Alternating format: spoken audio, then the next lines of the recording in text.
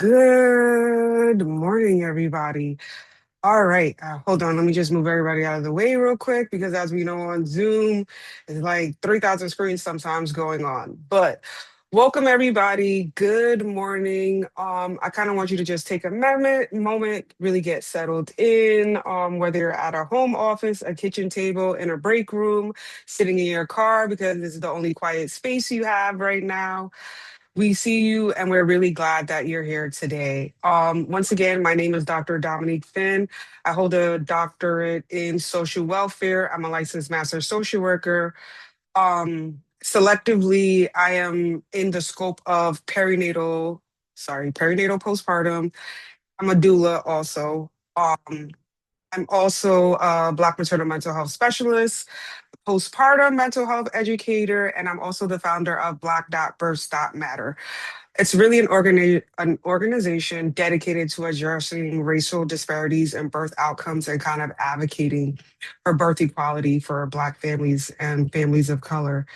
Today, we're going to really spend 3 full hours together, kind of deep diving into two of the most misunderstood, underdiagnosed, and stigmatized postpartum conditions in clinical practice. That's postpartum depression, which is PPD, and postpartum OCD, which is POCD. Before we get into some content, I just kind of want to do some housekeeping. There was something else. I'm going to ask some questions, so if everybody could participate in the chat, that would be really nice. One of the things I wanted to say is just kind of adding to this. I am a substitute doctoral lecturer at Lehman College in the Department of Social Work.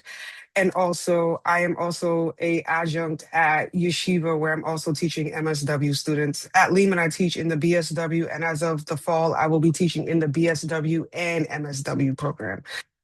Everybody already gave me one of the questions that they already gave you guys gave me the answer, which was where are you coming from? So I see a lot of people from Georgia, Baton Rouge, Ohio, Illinois, Chicago, Louisiana. I see some New York, Michigan, Georgia, Austin, Texas, Hampton, Atlanta. Again, I see Florida, Boise, Virginia. Hold on, I see a couple more. Massachusetts, Alabama. I just saw somebody from Spain. Wow, Buffalo, Charlotte. I love Charlotte. My bestie lives there. All right, awesome, cool. New Jersey, North Carolina, Susan Sullivan, Moorhead County. Okay, cool. So we got people from different places. I really love that. DC. Okay, cool. So one of the things that Dublin, wow, that's so cool too. So every training should be transparent about what you're going to walk away with. So let me talk a little bit about the three objectives of today.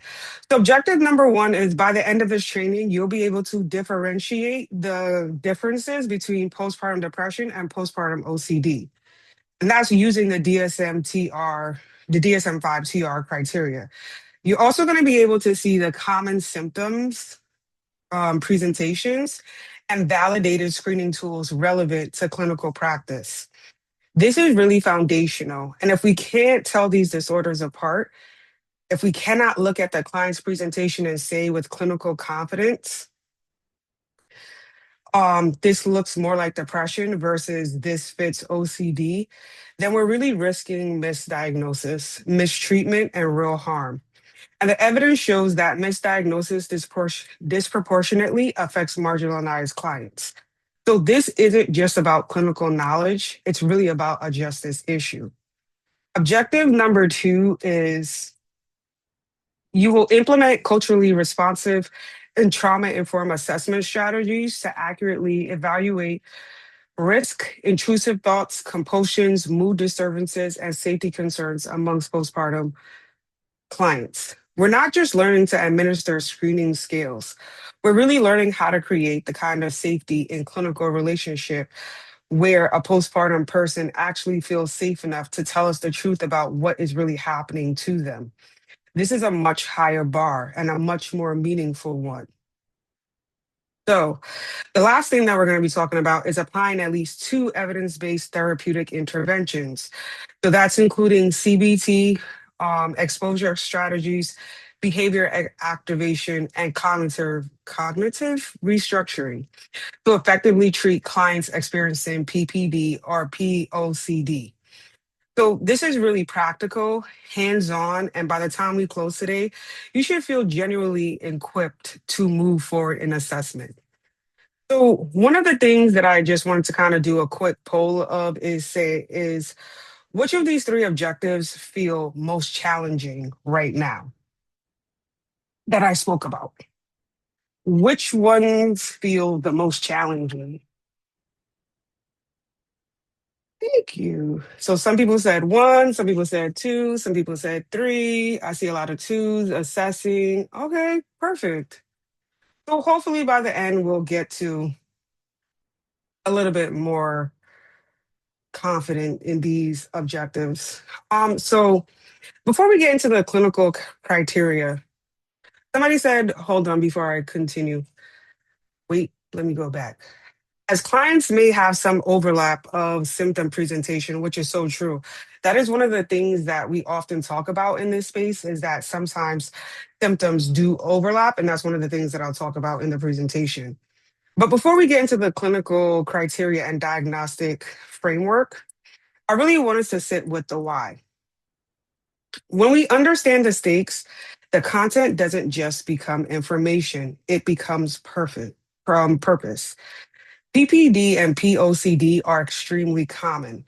We are not talking about rare conditions you might encounter in your career. We're talking about conditions that affect a significant proportion of postpartum clients in virtually every clinical setting.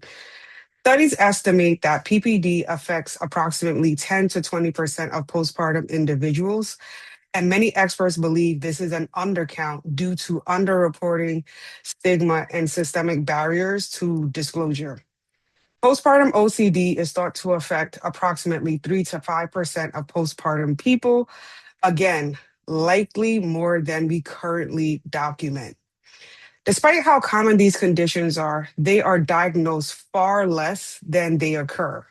Why? Because postpartum suffering is relentlessly normalized. Of course, you're tired. You have a newborn. Of course, you're emotional. It's hormones. Just push through it. These responses, however well intentioned, can silence a person who is genuinely suffering and urgently needs care. The consequences of silence are really profound. An untreated PPD is associated with disrupted mother infant bonding, developmental delays in children, relationship breakdown, economic instability, and in the most tragic cases, maternal death. Untreated POCD leads to escalating compulsions, worsening anxiety, social isolation, and in some cases, complete withdrawal from caregiving. I want to hold this. I want everybody to hold this. Many postpartum individuals describe feeling completely unheard and dismissed when they try to express their struggles. They gather enormous courage, which is terrifying courage, to say something is wrong. And the response they receive is minimization. That dismissal is a secondary wound on top of an already painful experience. Intrusive thoughts, which we will spend considerate time on today, are particularly misunderstood. A postpartum person who tells their provider, I keep having thoughts about hurting my baby, may face one of two reactions: dismissal, all moms feel that way, or alarm, an immediate call to child welfare. Neither is appropriate, neither is clinically accurate, and both cause profound harm. You are in this room because you have the power to do better. Clinicians play a crucial role in creating emotional safety, recognizing subtle symptoms, and connecting people to the right care at the right time. The quality of your response in that first disclosure moment can be the difference between a parent getting help or going home and suffering in silence for another year. Has anybody here ever worked with a postpartum client? and later realized they were more symptomatic than you initially recognized. Drop a yes in the chat if that resonates. We really have to normalize that retrospective clinical growth that now sometimes we do notice things in hindsight, and that's okay. So, yes, and I've seen some postpartum clients with psychosis requiring hospitalization. That's definitely another big one too. I'm just looking through the chat. Yes, but then I think sometimes we wouldn't have known. That's so true. Sometimes we definitely don't know. So one of the things I want to kind of zoom out for a moment and situate PPD and POCD is within a kind of broader clinical landscape. So we'll talk about PMADs, and we know that's perinatal mood and anxiety disorder. It's kind of an umbrella term covering the full spectrum of mood and anxiety conditions that can emerge during pregnancy or in the postpartum period. That includes postpartum depression, postpartum anxiety, postpartum OCD, postpartum PTSD, bipolar disorder with perinatal onset, and the most severe is postpartum psychosis. Each of these conditions is clinically distinct. Each has its own presentation and its own assessment approach, its own treatment pathway. And yet they all share the same backdrop, new parenthood, which make them easy to confuse with one another and easy to miss altogether. One of the most important things to understand is that these conditions frequently co occur. A postpartum person might experience both anxiety and depression. They might have OCD symptoms layered on top of trauma responses. The clinical picture is often complex, overlapping, and evolving, which is exactly why careful trauma informed interviewing is so essential. We have to resist the pull toward a single diagnosis and kind of stay cautious. So PPD and POCD are particularly underrecognized. And here's a key reason why. The postpartum period is already marked by sleep deprivation, emotional intensity, physical recovery, and massive identity shifts. So let me go back to my first paragraph. So, one of the most important things to understand is that these conditions frequently co occur. A postpartum person might experience both depression and anxiety. They might have OCD symptoms layered on top of trauma responses. The clinical picture is often complex, overlapping, and evolving, which is exactly why careful trauma informed interviewing is so essential. We really have to resist the pull towards a single diagnosis and really stay curious. PPD and POCD are particularly under-recognized. And here's the key reason why. The postpartum period is already marked by sleep deprivation, emotional intensity, and physical recovery, and massive identity shifts. When everyone is around a new parent and they say it's normal to be exhausted and it's normal to feel overwhelmed, it becomes almost impossible for that parent to know when what they're experiencing has crossed from normative new parent stress into a clinical territory. And then there's the layer of culture, which we will return to throughout this training. Many postpartum individuals, particularly Black women, Latino women, and women from cultures that emphasize strength and face enormous pressure to perform wellness even when they are suffering. The strong Black woman narrative has been well documented as a barrier to mental health help seeking. When strength is the expectation, vulnerability feels like failure. So when we assess PMADs, we are not just administering a checklist. We are inviting someone to be honest about their inner experience in a world that has often told them to keep it together. That is an act of clinical trust. and we must treat it as being sacred. How many of you have had previous training in PMADs? Okay, cool. So we have like a good mixture of no and yes. Okay, so with that being said, let's kind of start from the beginning, right?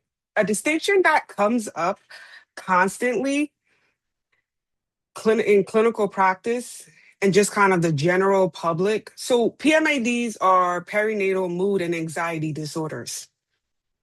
So it's the spectrum that we were just talking about. So at the very beginning is a distinction of the baby blues and postpartum depression. The baby blues are a real common and temporary phenomenon. They typically emerge in the first 2 to 3 days after birth, often peaking around days 3 to 5, and are characterized by emotional reactivity, tearfulness, mood swings, and fatigue. They are driven primarily by the dramatic hormonal shift that occurs after delivery, particularly the sharp drop in estrogen and proestrogen.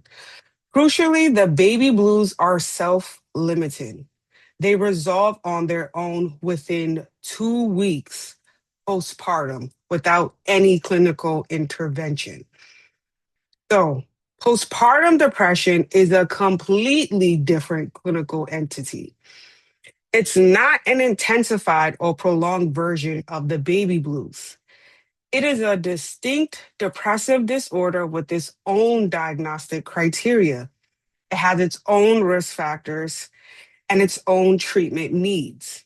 It can begin during pregnancy, which is why the DSM 5 TR uses the term peripartum onset, or it can emerge in the weeks or months following delivery. So here's how we differentiate clinically. There's three key dimensions: duration, severity, and functional impairment. Baby blues are uncomfortable, but do not significantly impair functioning. The person can still care for themselves and their baby, where PPD causes persistent, significant impairment. A parent with PPD may struggle to get out of bed.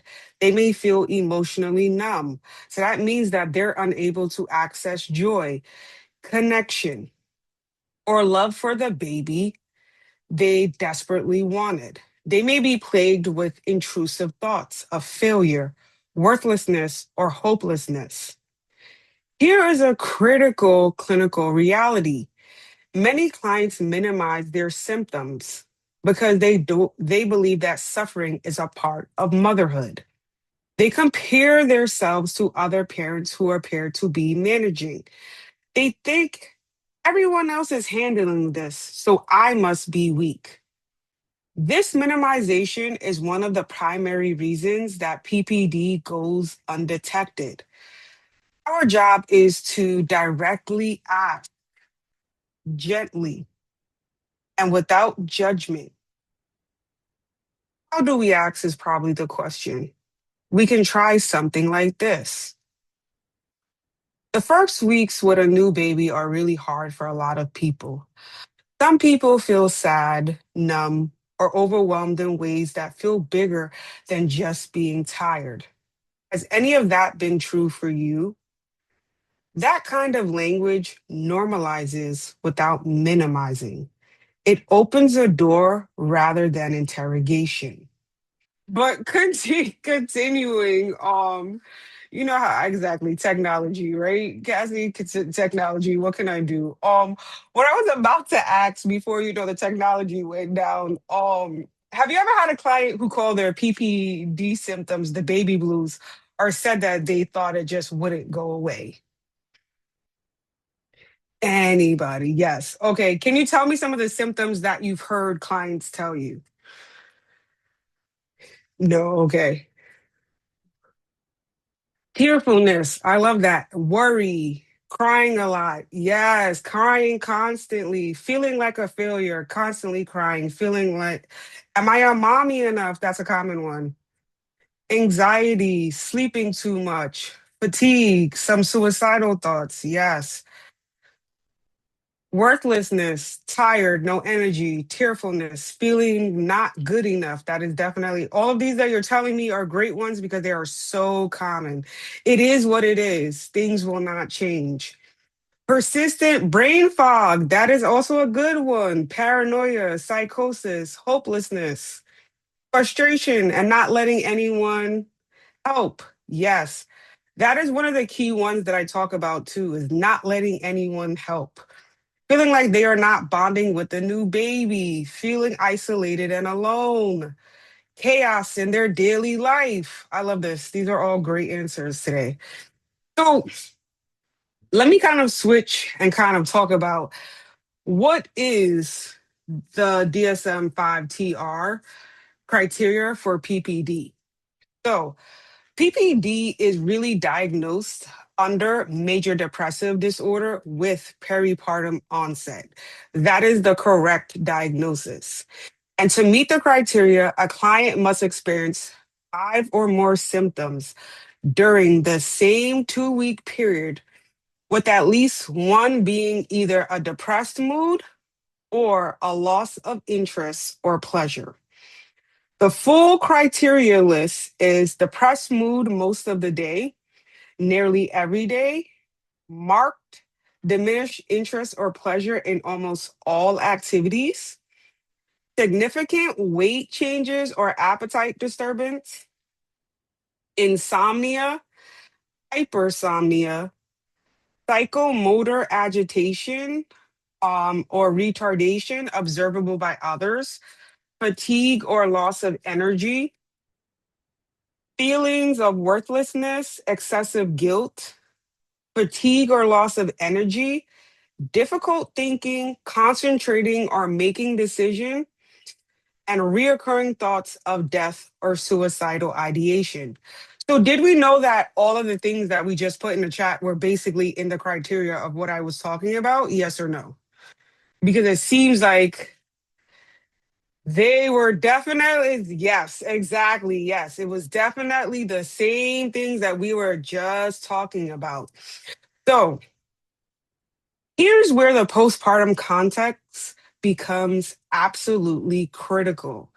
And this is something I need you to really sit with. In a postpartum individual, nearly every one of these symptoms can be masked or explained by the inherent demands of parenthood. We have to think about sleep disruption. There's a newborn, appetite changes, they're breastfeeding, exhausted, fatigue. That's the obvious one, right? Concentrating is going to be difficult. Of course, it's going to be. There's sleep deprivation. And then there's weight changes. Isn't that kind of correlated to the postpartum body? This is why precisely clinical interviewing skills matter so much. More than a score on a screening scale. A scale will flag someone as possibly symptomatic. And yes, that is useful, but only a skilled and attuned clinician can ask the right follow up questions to understand whether those symptoms really represent normative new parent stress or genuine clinical depression requiring intervention. But let me highlight three symptoms that deserve special clinical attention in this postpartum period. The first one is guilt. Postpartum guilt is often severe and completely disproportionate. A client might feel crushing guilt about being depressed when she expected to feel happy. Guilt about bonding difficulties, guilt about crying in front of the baby, guilt about needing help or Sorry, I said what I said. Guilt about needing help. So this guilt is a clinical symptom and it's not a character flaw. And naming that distinction explicitly can be enormously therapeutic. The second is bonding difficulty. Many clients with PPD experience emotional numbness. No problem. Definitely. One of the things that we don't talk about in PMADs is that physical change after birth.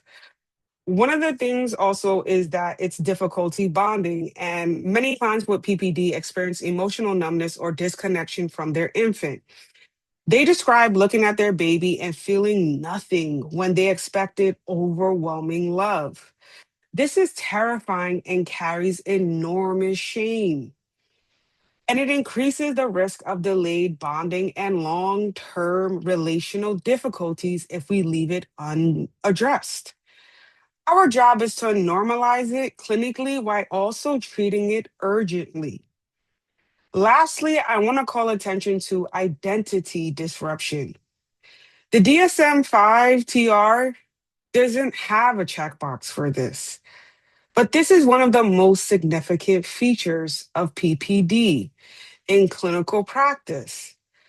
Clients often feel that they don't recognize themselves.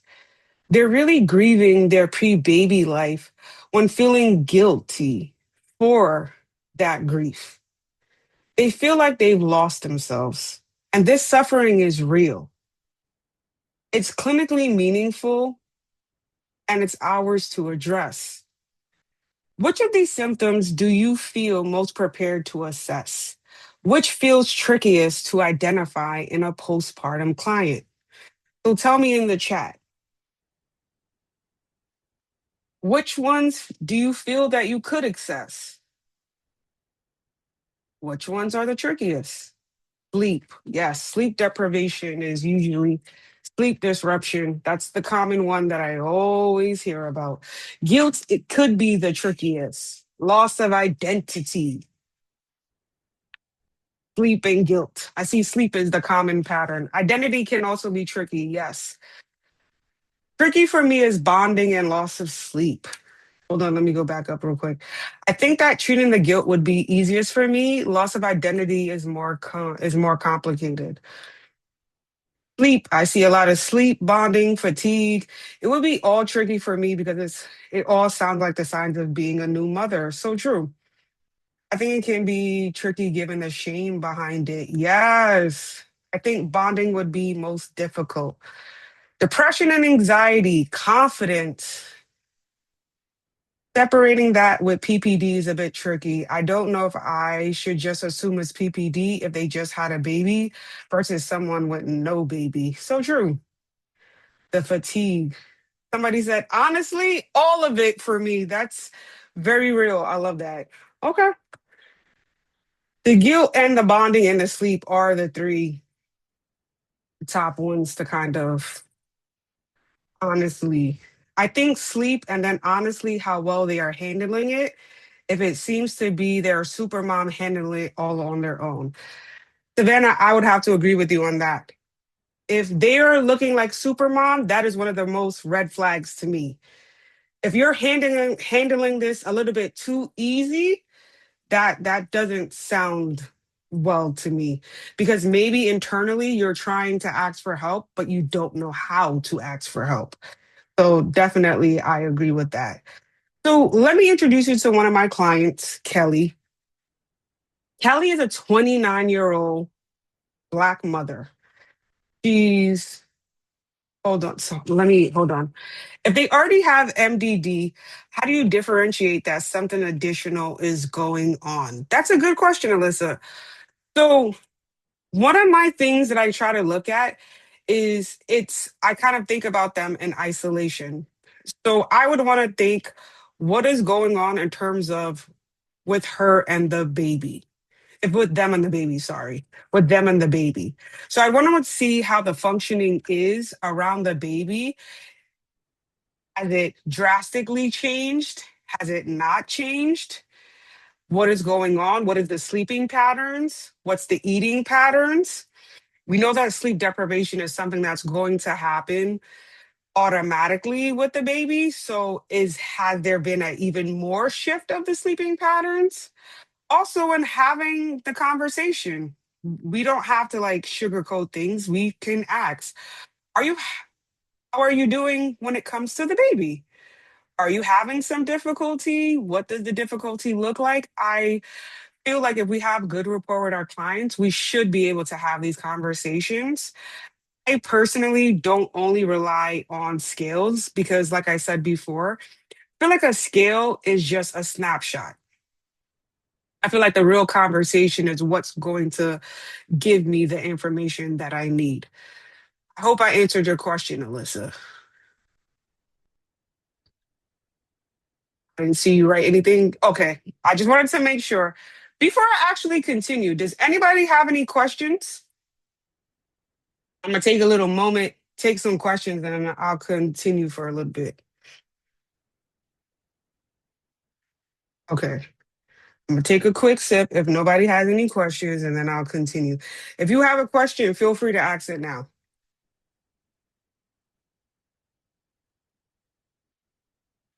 How long after birth is the time frame to diagnose?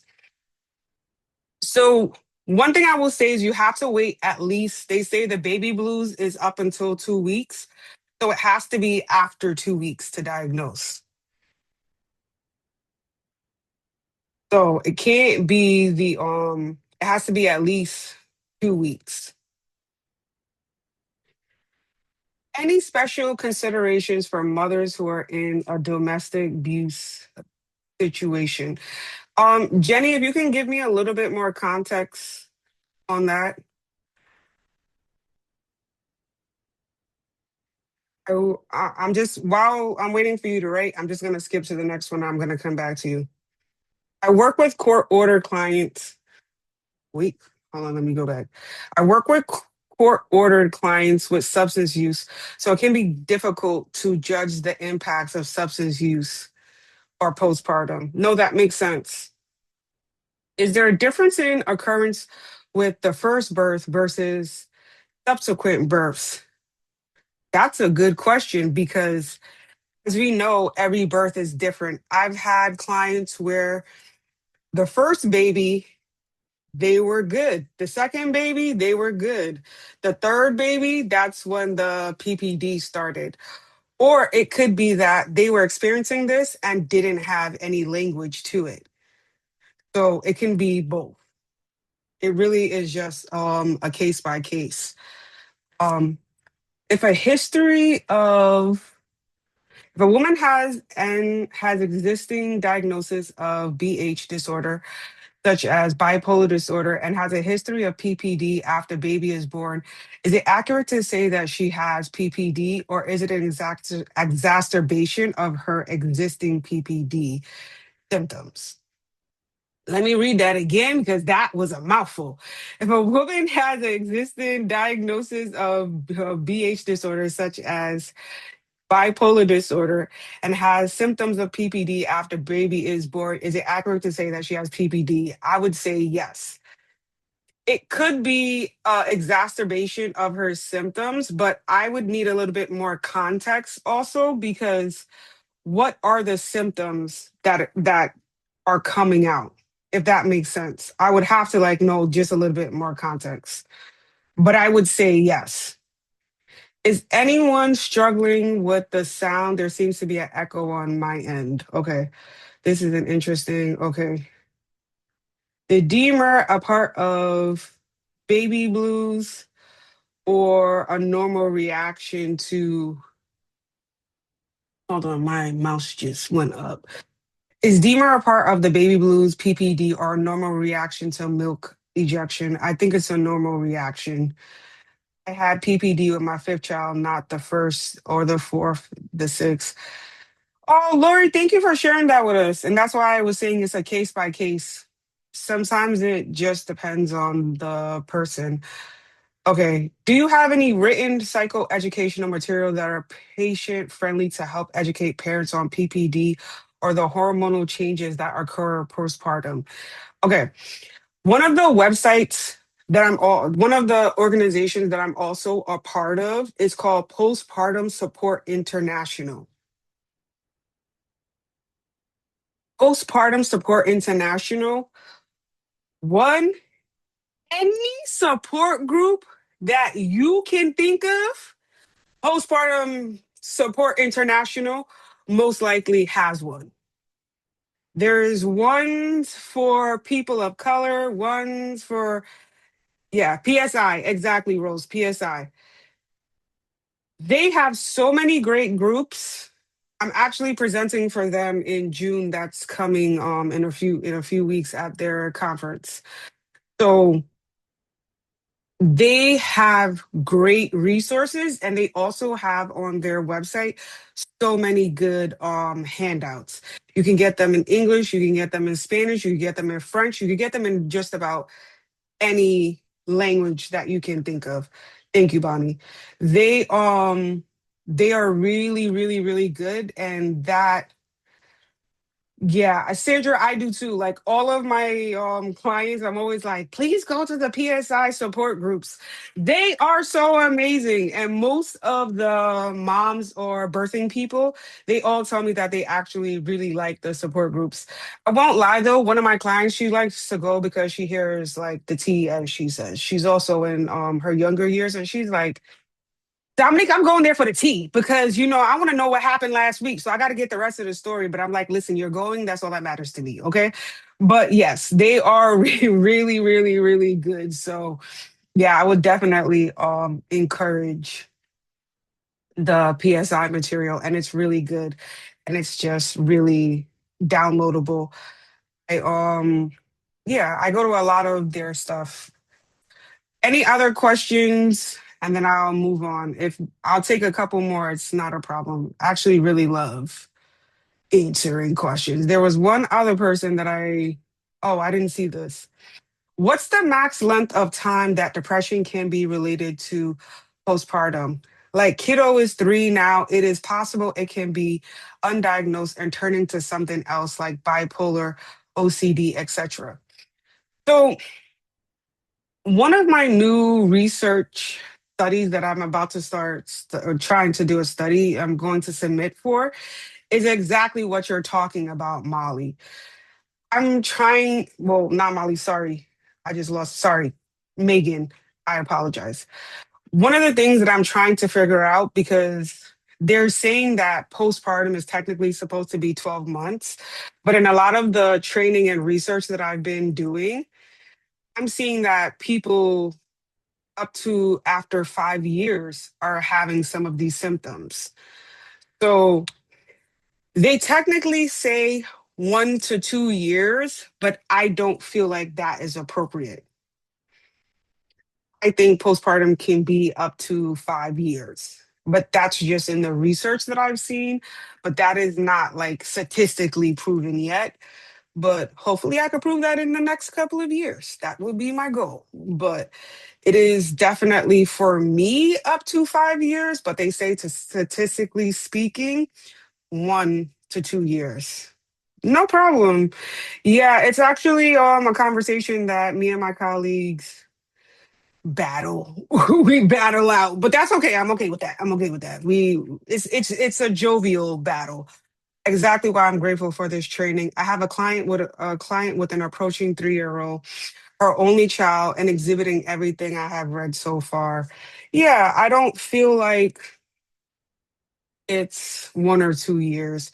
I really feel like it's up to 5. And I'm starting to see that in more and more clients as the time goes by.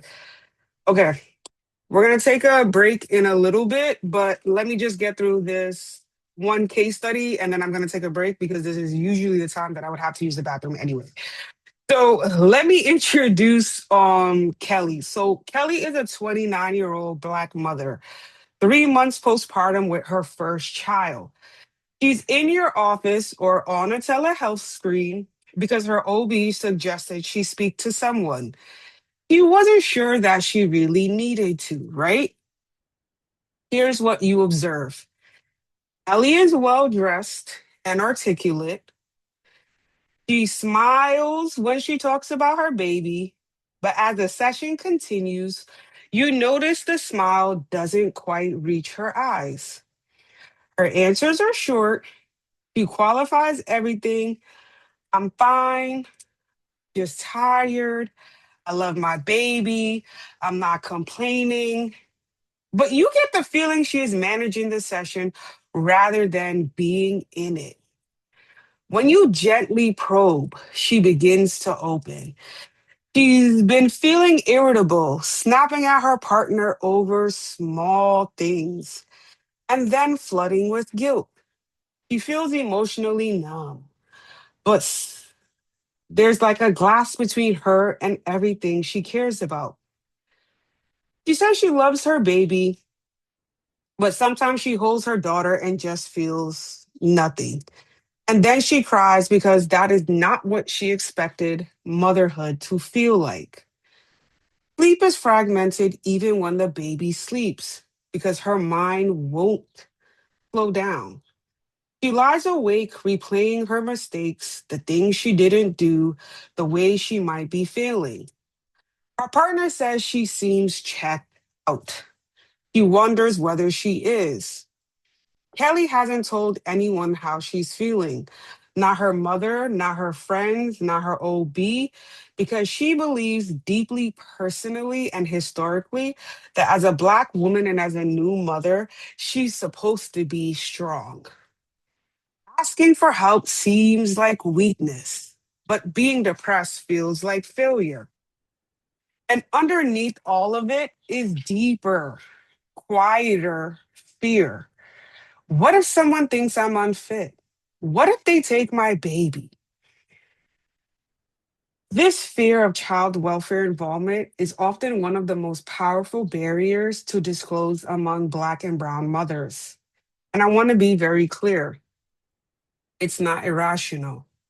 It's really rooted in a documented history of Black families being surveilled and separated by systems that were never designed to protect them. As our clinician, you might understand that this fear is real, it's historical, and it's in the room with you. Our job is to create a safe space enough that Kelly can set it down. Kelly is not a dramatic presentation. She is visibly falling apart. She's a well functioning woman who is quietly drowning.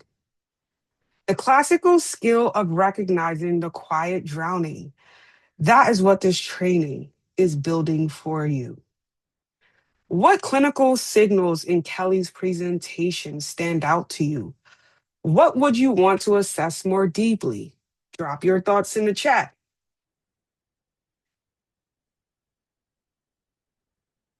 Keeping things in, being strong as Black individual that seems to get dismissive.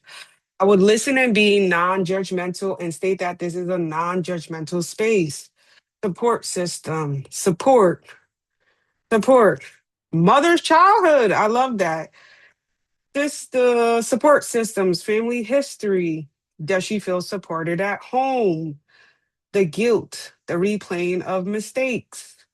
I want to explore supports and ask what the expectations of our support systems are for new mothers.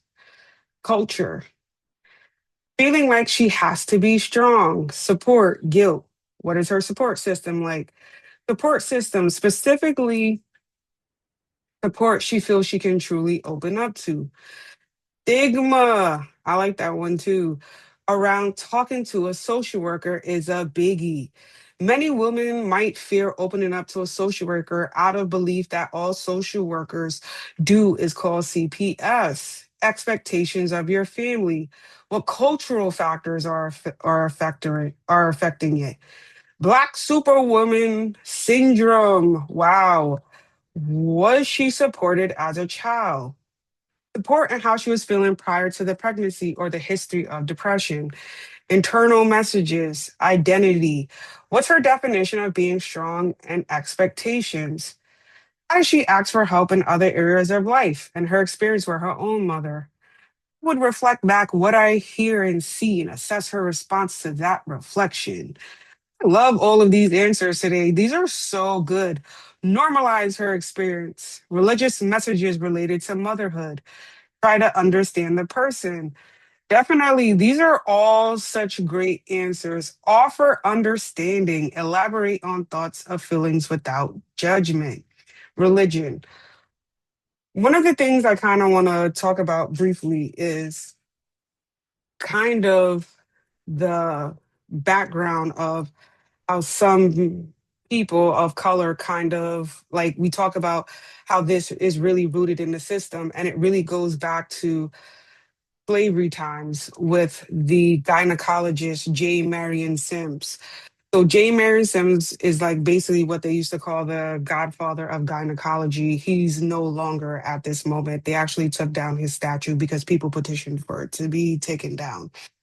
But essentially, he was operating on slaves at the time, Betsy and Archer, and I don't know why the third person's name is escaping me right now, but it always does during every every time I do a training. It's always that third person that Lucy. Thank you, Brenda. Thank you, Brenda. It's always Lucy's name that escapes me. So he operated on these three slaves without anesthesia, without their consent. And that is kind of how the feeling of this has been historically basically carried into today's world, this systemic kind of structure that has started. So I always mention that during presentations for a reason, to just kind of explain that it didn't just start today, the structural or the systemic racism. It started way back in slavery days of just consent being taken away and kind of like the way that we were treated. So it's a very important thing to understand in the structure of things and kind of how that carries over into really silencing Black and Brown people and what that kind of means. It's a very important thing to think about and kind of note. Before we take a break, any questions, any comments, any thoughts on this first half? Let me actually read this because I just saw it. Any fertility treatment. There's research mothers who had fertility treatment may also have higher depression and anxiety levels. Christina, that is a very great point. One of the things that I was saying that is at my practice, we're trying to kind of do more research about the fertility treatment because there is a lot of research, like Christina was saying, around depression and anxiety levels. Because what happens is it's also the anxiety around finally getting a viable pregnancy and what that kind of means.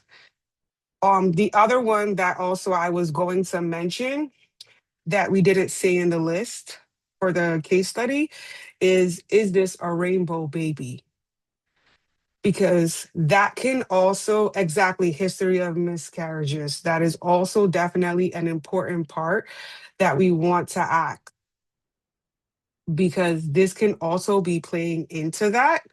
So it's definitely something good to I have heard POCD discussed as pedophilia OCD, a subset of harm OCD with its accompanied intrusions.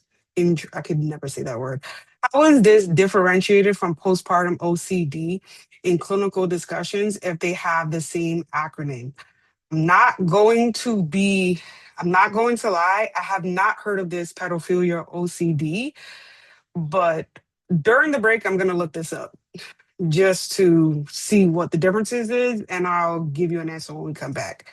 Upcoming new client self-reports with postpartum depression, has a baby with severe special needs. She feels that family and friends tired of are tired of her support of supporting her emotionally. They're telling her to deal with it and keep moving forward. Thoughts or advice appreciated. She is distressed. I have only had a brief consult so far. Beth, have you done any assessments or anything yet? Well, first I would say is you probably need to do some assessments just to make sure that it is PPD.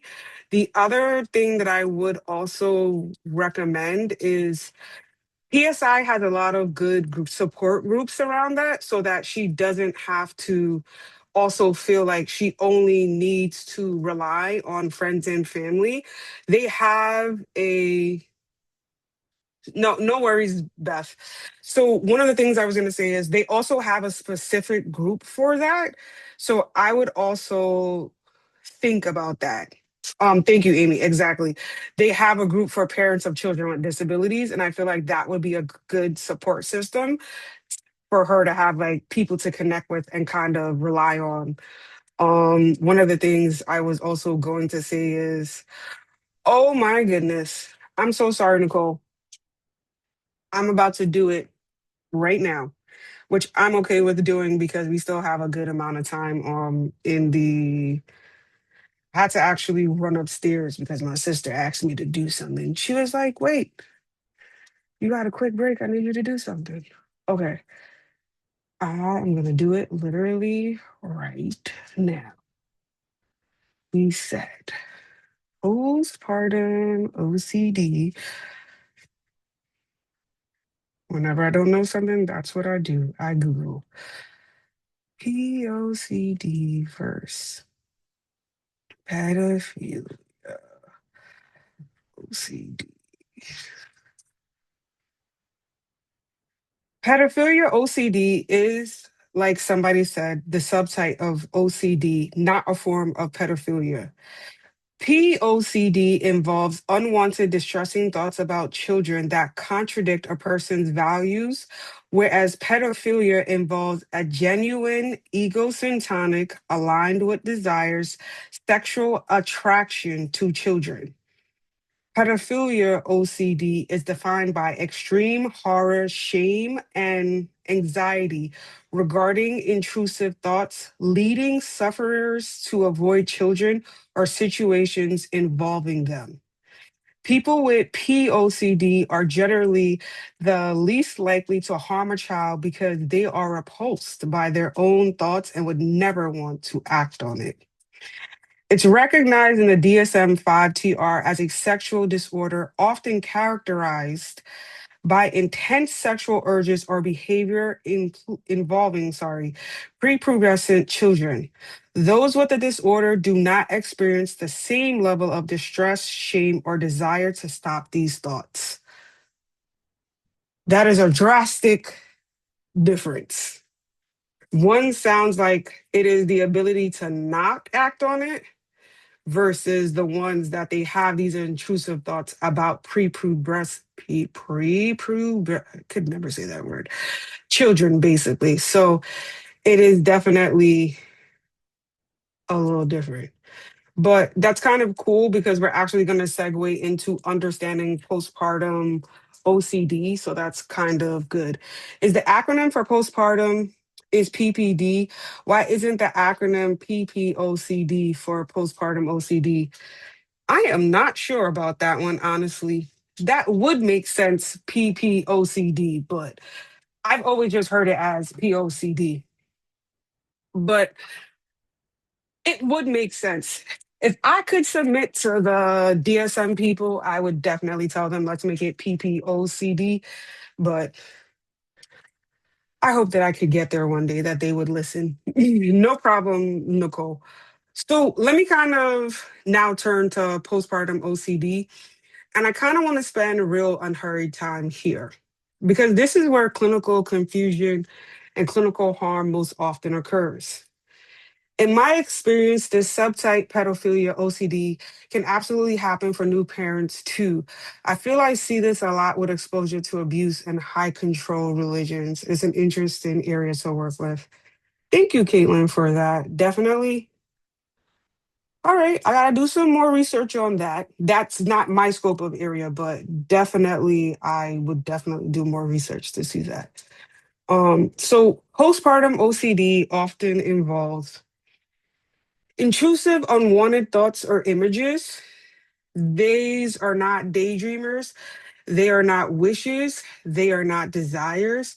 They are ego dystonic, which basically meaning they're experienced as completely foreign to the person's values, identity, and wishes. They really cause extreme distress, and they almost always involve harm. A parent with postpartum OCD might experience a thought like, what if I drop the baby? Or what if I accidentally suffocate her during skin to skin contact? Or an image, a vivid, intrusive, unbidden, of something terrible happening. These thoughts come without warning. They are terrifying. And here's the most important thing I want you to remember today: the parent's reaction to the thought is the diagnostic signal. A parent with postpartum OCD is horrified by this thought.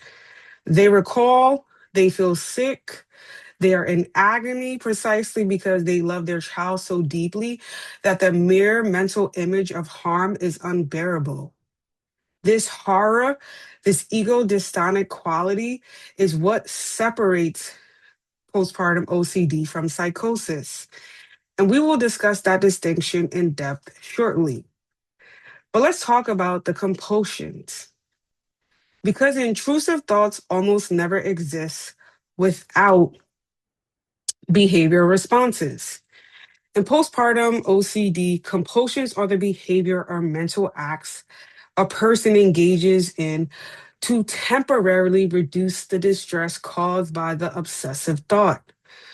Common compulsions in postpartum period include avoidance, refusing to be alone with the baby, refusing to go near certain objects, refusing to perform certain caregiving tasks,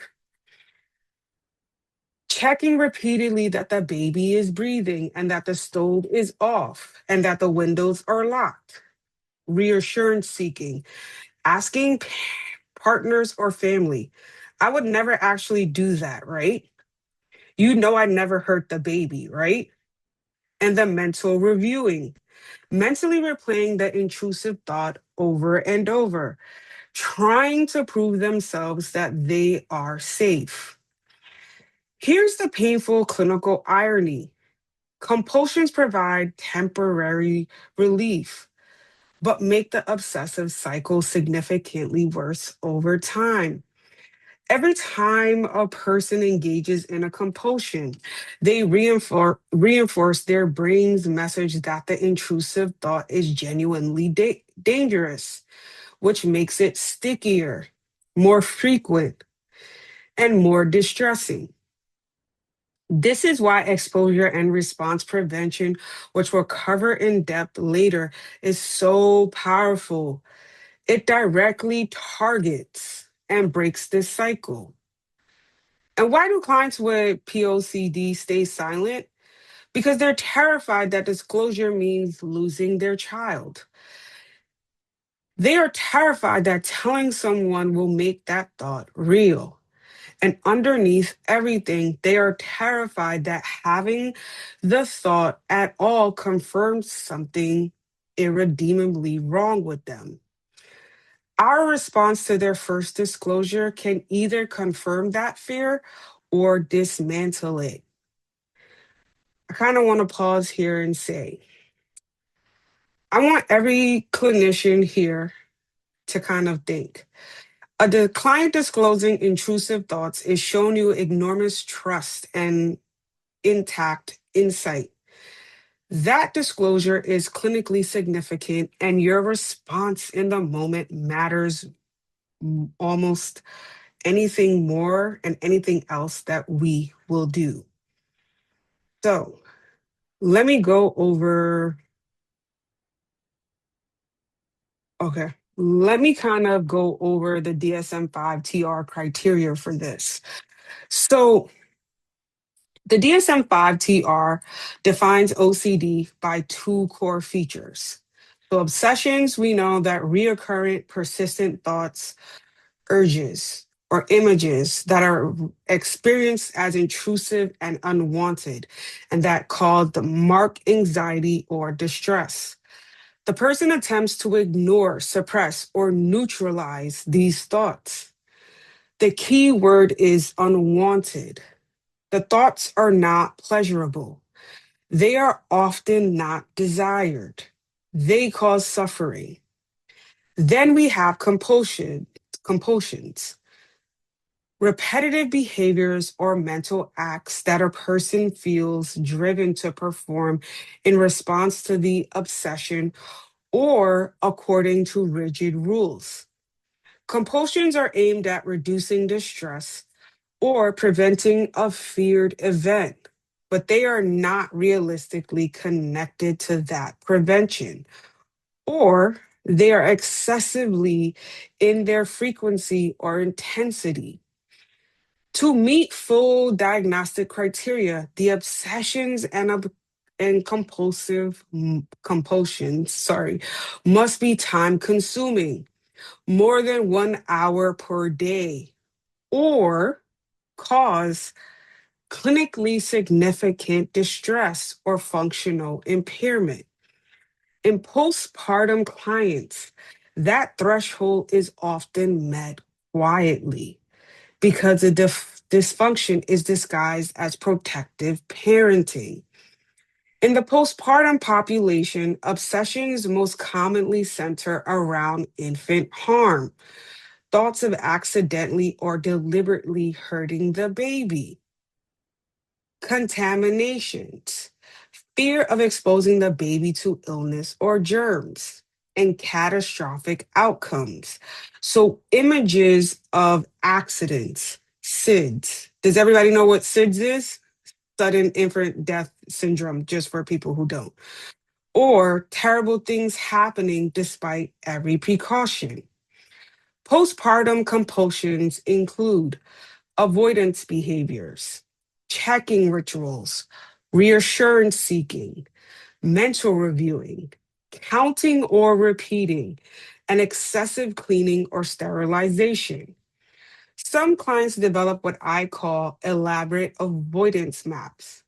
So, entire rooms, objects, and activities, they've reorganized their lives around avoiding. They come to you functioning barely on the scaffolding of avoidance. And here's the single most critical clinical differentiator, which we'll return to again and again: insight. Clients with postpartum OCD typically have intact insight. They know the thought is irrational. They know that they would never actually harm their child.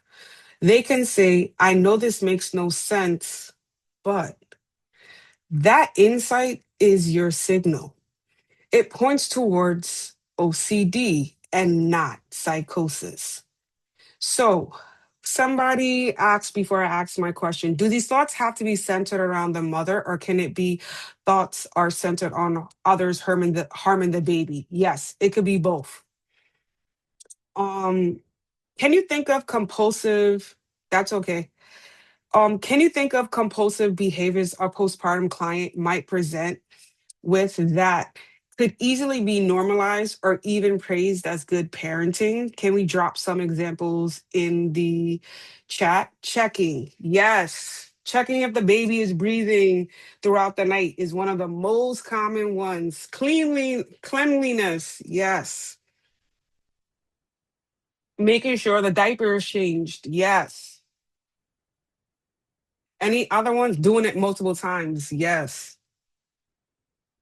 Any other ones? Never putting the baby down, yes. Over rigid schedules, yes. Strict rules about hygiene or touch, yes.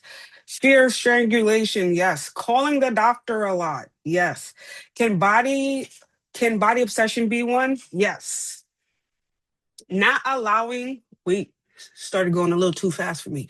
Not allowing visitors ever or going anywhere rigidly, yes. Fear with the sleep sacks. Yes, yes. I've had a lot of clients that have fear with the sleep sacks. Excessive Googling. Yes. Excessive cleaning. Excessive hand sanitizing. Not having baby out of line of sight.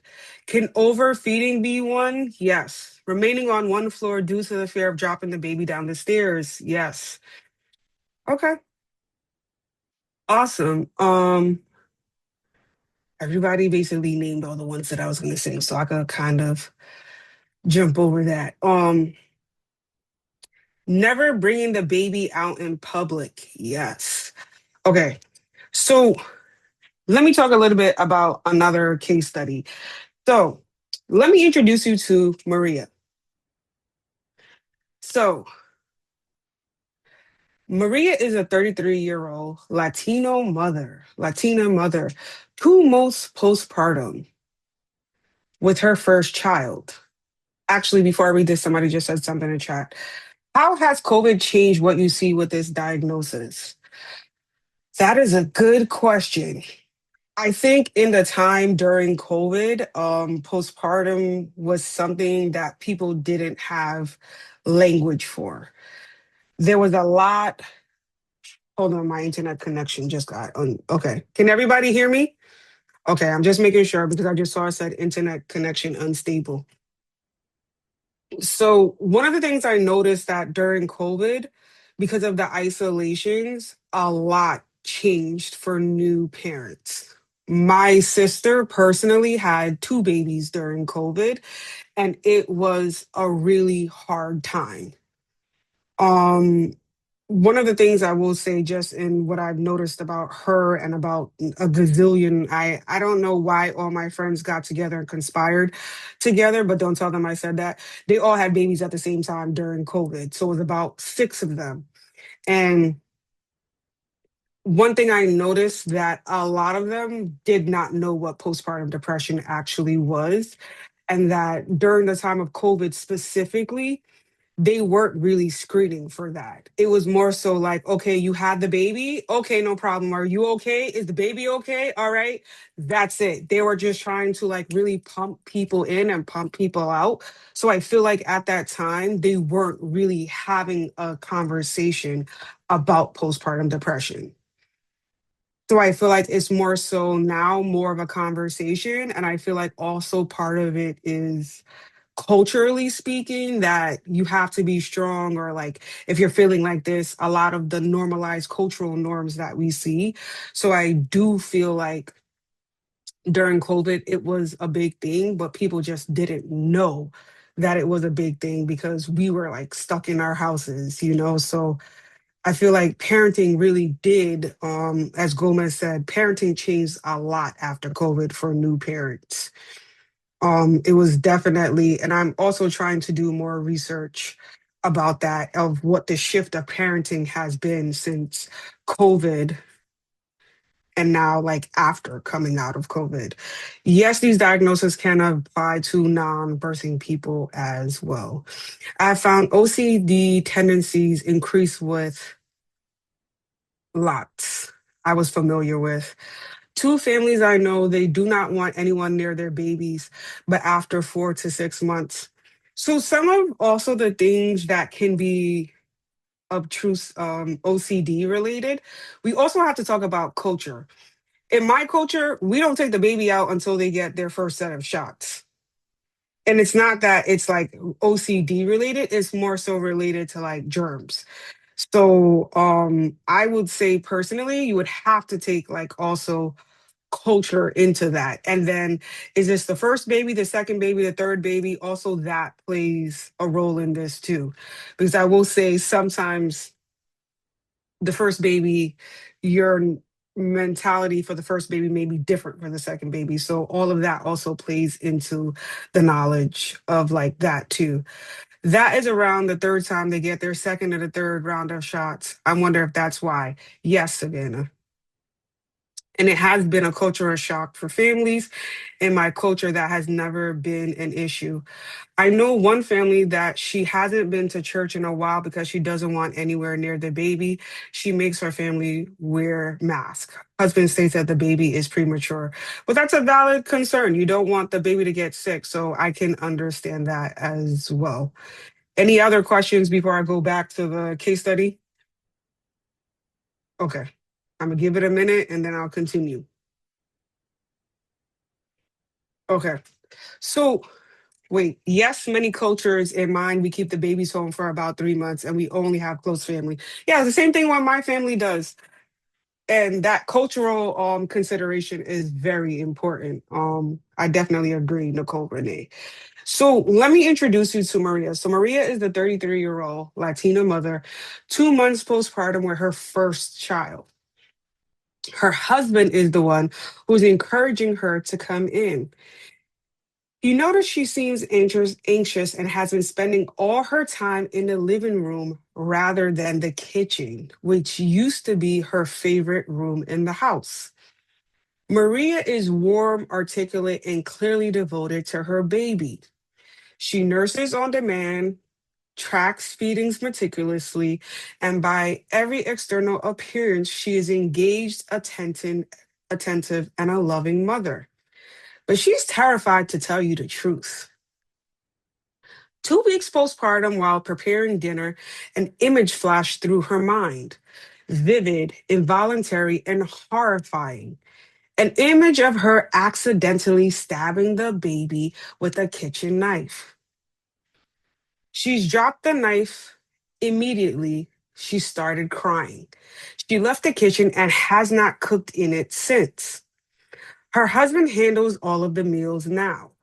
She has told him she's not feeling like herself, but she has not told him why. The intrusive image has continued. Sometimes it arrives as a thought. What if I lose control? Sometimes it's more visceral, a flash of imagery that lasts a fraction of a second, but feels like eternity. It happens most when she's near the kitchen, near knives, near anything sharp. She recognizes the thought is irrational. She knows in the thinking part of her brain that she would never harm her baby. But knowing that doesn't make the thought stop. And every time she avoids the kitchen, she gets a temporary wave of relief, followed by deeper shame. Maria has not told a single person about the intrusive thoughts. Not her husband, not her mother, not her OB, who's asked about how she was doing at the 6 week visit. And the reason, she is terrified. She's terrified that disclosure means CPS. She is terrified that speaking the thought aloud will make it more real. She is terrified that disclosure, sorry, she's terrified about having normal intrusive thoughts. What does Maria need from you? She needs a space safe enough to say the unsayable. She needs language that normalizes this intrusive thought without dismissing her distress. She needs clinical clarity to understand that her horrified response to the thought is actually the evidence that poses no real danger. And she needs a treatment plan that directly addresses the avoidance keeping her trapped. Without me telling you, what is your clinical hypothesis about Maria? And what would your very first therapeutic response be? Can we put that in the chat? Rapport, normalizing. Wait, everybody started typing a little fast. All right. So rapport, normalizing, support. Similar to nightmares, comfort Maria, acknowledge and validate her. Therapeutic response, psychoeducation, and normalizing. Unconditional positive regard. Anxiety, small in vivo exposures, validating, rapport, validation and normalizing, validation, validate. OCD, PPD related support building, normalizing, understanding, empathy, validation. I see so much validation. I love this. What else? Psychoeducation. I see a lot of this. Love this. I would normalize and validate, emphasize the value mismatch that happens with obsessions. Perfect. Empathy, psychoeducation, and rapport. I love these answers. She's overwhelmed. She needs listening. Yes. Validating, therapeutic environment, trust. I like the positive regard. I would appreciate her for charging and being vulnerable. That's really awesome. I love that. Validation, psychoeducation, active listening. These are all such great answers today. Also, psychoeducation for the husband. in the family later on to ensure she's getting validation from him as well. Thank her for sharing because it's scary. She's been brave. Non social work health providers sometimes overreact in a way that may discourage the woman from opening up in the future. The nurses are whomever mean well, but don't understand the difference between OCD and psychosis. They freak out a bit. I would definitely have to agree with that. Um, I definitely agree with that. So we're about to watch a video about real parents sharing their lived experience with PPD, and I kind of want to prepare you for how you receive it. This is not a case study. This is really a human being sharing something profoundly vulnerable. And I kind of want you to watch with your clinical eyes and your human heart at the same time. But I want you to pay attention to a few things. The emotional tone, is it flat, tearful, detached, performed, guarded? Her pacing, does she rush through the painful parts? Her body language, is she open, closed, exhausted, defended? The symptoms she names explicitly and the ones that she doesn't name but shows. And then also consider how stigma or cultural expectations may have shaped her path to disclosure. Okay, let's see if this video is going to play because sometimes it does and sometimes it doesn't.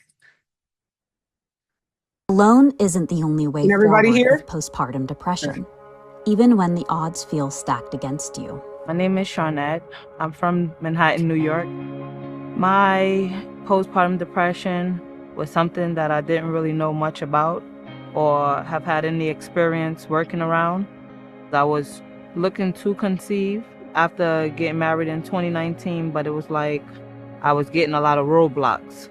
So after going to the doctor and them verifying that 6 weeks pregnant, the baby's in the uterus and everything is fine, I couldn't find the joy because I was more so shocked and just miserable and just unprepared for the reality that I was about to face.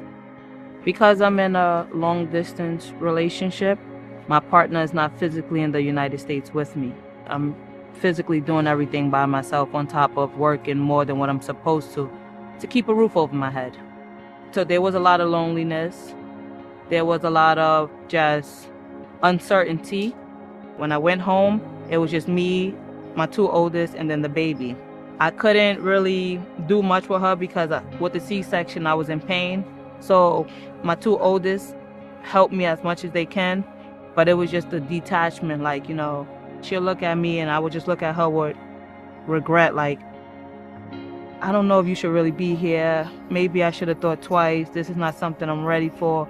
If I was to do anything to myself, would they be okay? My mind was just like scribbled up inside. It was like, I gotta start all the way over now with a baby. I'm doing this by myself. I couldn't really bond with her because I was dying to either get outside or to get the help or to find out why am I feeling like this. So when I went for the baby's checkup, they had me fill out the survey.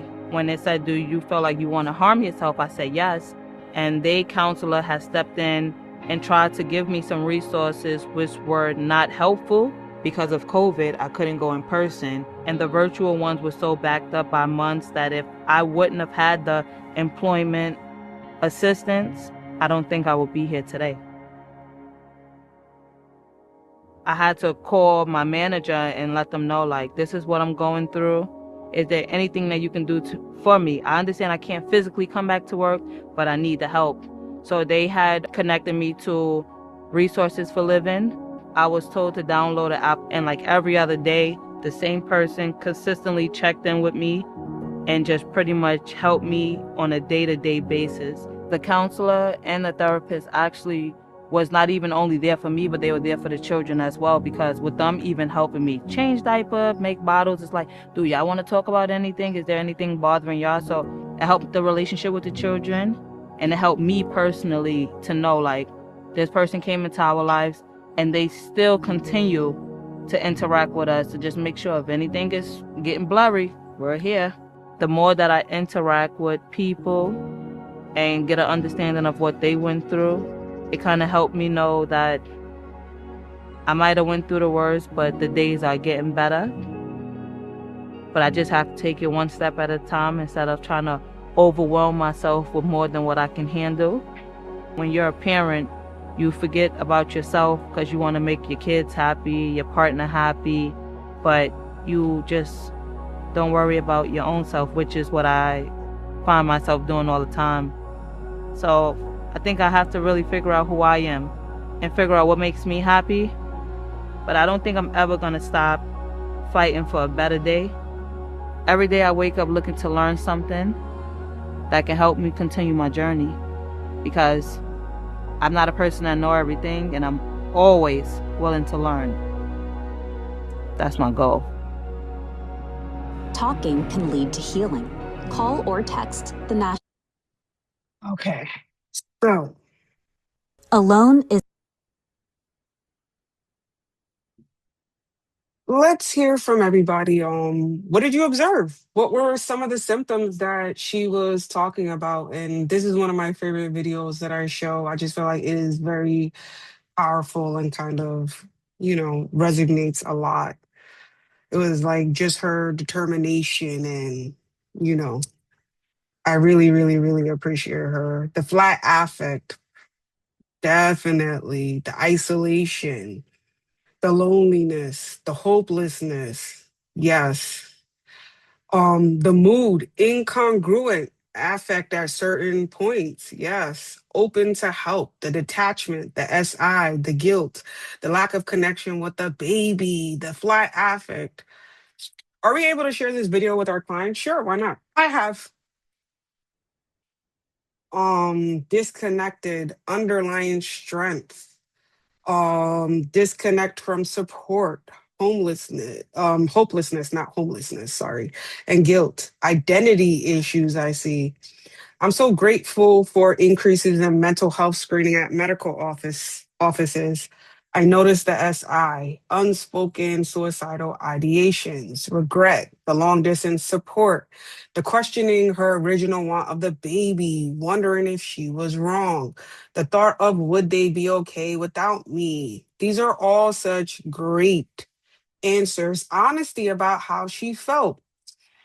Would you consider she was high risk going into this pregnancy due to the surprise of pregnancy and spouse not in the country? I would say yes. The disconnect with baby, lonely, emotion was flat. She seemed articulate and voiced herself, but I did notice the flat affect, but I think things may have been worse if she didn't have the two older children already. If it was her first child, this would have led to deeper issues, etc. But I love her strength. Yes, it's so true. From experience, PPD is most often rooted in personal things we experience during pregnancy, which I believe manifests and explodes once we deliver. So true. She seemed to have the Black woman assumptions. She also seemed to have postpartum depressions, moderate, I feel, definitely. There was no wrong answers, and I will say that everybody said every answer that I had in my speaking notes that I was going to say. And honestly, reaching out to the employer for me was also, Betty, a big deal. Some people don't have that strength to actually reach out to don't have that strength to reach out to their employer to get, resources. Somebody said she was very motivated and active in seeking support. Can't help but wonder how different her experience would be if she wasn't the one that initiated the process. So true. Really glad her employer had EAP. They can really be valuable. She advocated for herself, and that's big. So I admire her for her inner resilience factor. Her willingness to be vulnerable created her path for healing. Didn't even know such resources exist. Yes. Um, so one thing, I didn't know that Aetna Life Insurance had created this resources for a living app. Yes. That app is pretty cool, and I've heard a couple of my clients talk about it, that they really do like it. One thing I want to kind of move into now is the assessment part of this. So I want to be clear about what we mean when we say trauma informed and culturally responsive. And just to make sure everybody can still hear me. Okay. So these are not just buzzwords. These are structural changes to how we show up in the clinical relationship. So trauma informed assessment means we understand that many postpartum individuals come to us having already experienced harm in their bodies, in their families, in their relationships with systems. Birth itself can be traumatic. The medical system has caused documented harm to Black and Brown women. And so when a person sits across from us, they may be guarded not because they don't want help, but because their experience has taught them that asking for help carries a risk. So, with that, we must prioritize emotional safety above clinical efficiency. That means beginning every assessment with transparency. I want to ask you some questions today, and some of them might feel a little personal or uncomfortable. I'm going to go at your pace, and there's nothing you have to share before you're ready. We must ask permission before exploring intrusive thoughts. Diving into intrusive thoughts content without permission can feel very violating. I'd like to ask you about something that some postpartum parents experience uncomfortable or scary thoughts. Would that be okay to talk about? Black and Brown mothers often fear being labeled unfit, and that fear has been earned through historical and current exposure that have disproportionately removed children from Black families. This fear is not paranoia, it is pattern recognition. When we understand that, we understand why disclosure is so difficult and why we must understand our role is to build safety before we expect honesty. We must use open ended, validating questions that assess insight, distress, and cultural context simultaneously. And we must honor both the individual's personal experience and the systematic context they are navigating. To your point, have you done any research on the high rates of C-sections and maternal health care of Black and Brown women? Yes, I know that there is definitely a higher rate of C-sections, and I've also started doing a study on that people of Black and Brown who are Black and Brown, that it's higher the court sorry blah, I had a lot of thoughts at once, that there may be a correlation between C-sections and PPD. So right now I'm in the process of doing that study. Hopefully I could finish that soon, because yeah, I'm doing too many things at once sometimes. Sat in a presentation where Charles Johnson, whose wife succumbed at Mount Sinai. Wow. And that was the other thing that's in that study, is talking about how sometimes, see, the C-section was not needed, but yet they forced it on the client. So that's also something to think about. So language matters enormously in postpartum assessment. And I want to give you specific usable phrases you can bring into your clinical work, like beginning today. So when you want to normalize and open the door to intrusive thought disclosure, try many postpartum parents experience scary or uncomfortable thoughts, thoughts they don't want to have. Is that something that's been happening for you? Notice what that phrasing does. It normalizes before it acts. It signals to the client that this is a known experience, not a sign of just monstrous thoughts. When you want to explore the emotional impact of a thought, ask, how do those thoughts make you feel when they happen? This assesses the stress and is also diagnostically useful. A client with POCD will describe horror, shame, and terror. A client with psychosis will respond very differently. So when you need to clarify insight, which is your most important differential diagnosis tool, ask, when that thought comes in, does it feel like you want or something that arrives against your will? Or in the moments when that thought is happening, do you feel you're in do you feel like you're in control? When you want to assess safety without escalating fear, avoid interrogative phrasing like, do you have plans to harm your child? That question acts without context or relational safety, often shuts the door rather than opening it. Instead, try, I want to make sure I understand what you're experiencing. Some parents have thoughts that are very distressing, but would never act on them. Does that fit what you're describing? Avoid legalistic or integrative language. The moment a client feels like they're being evaluated for fitness rather than supported in suffering, they will shut down. Safety is built through calm, curious, non judgmental presence. It's not just a checklist. That language, having thoughts, is also a helpful diffusion techniques. Perfect. And it's an important point. I do agree.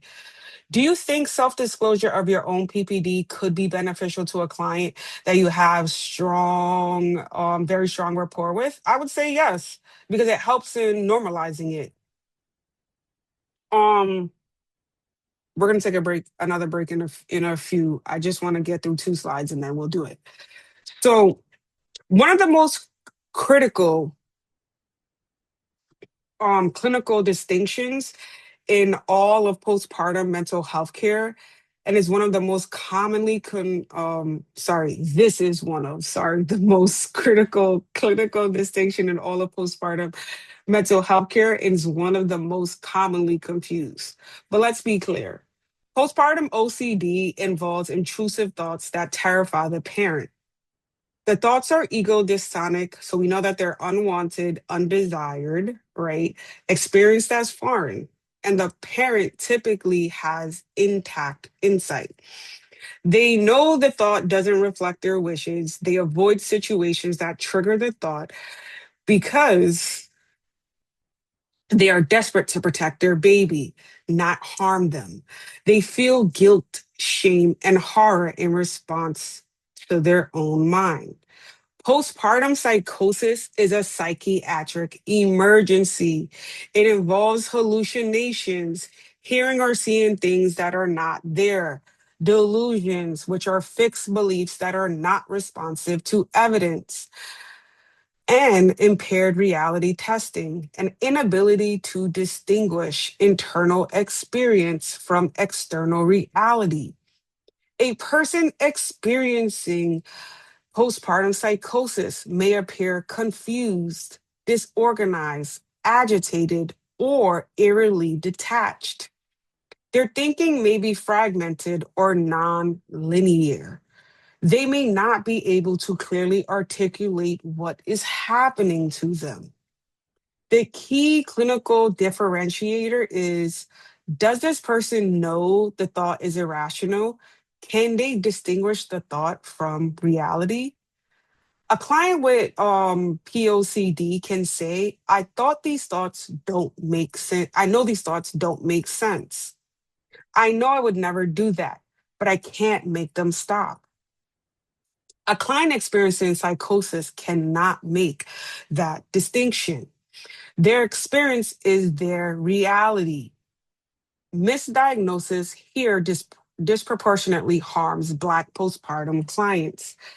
Black women are more likely to be seen as dangerous, to have their distress pathologized as psychosis rather than OCD, and to face involuntary psychiatric hospitalization.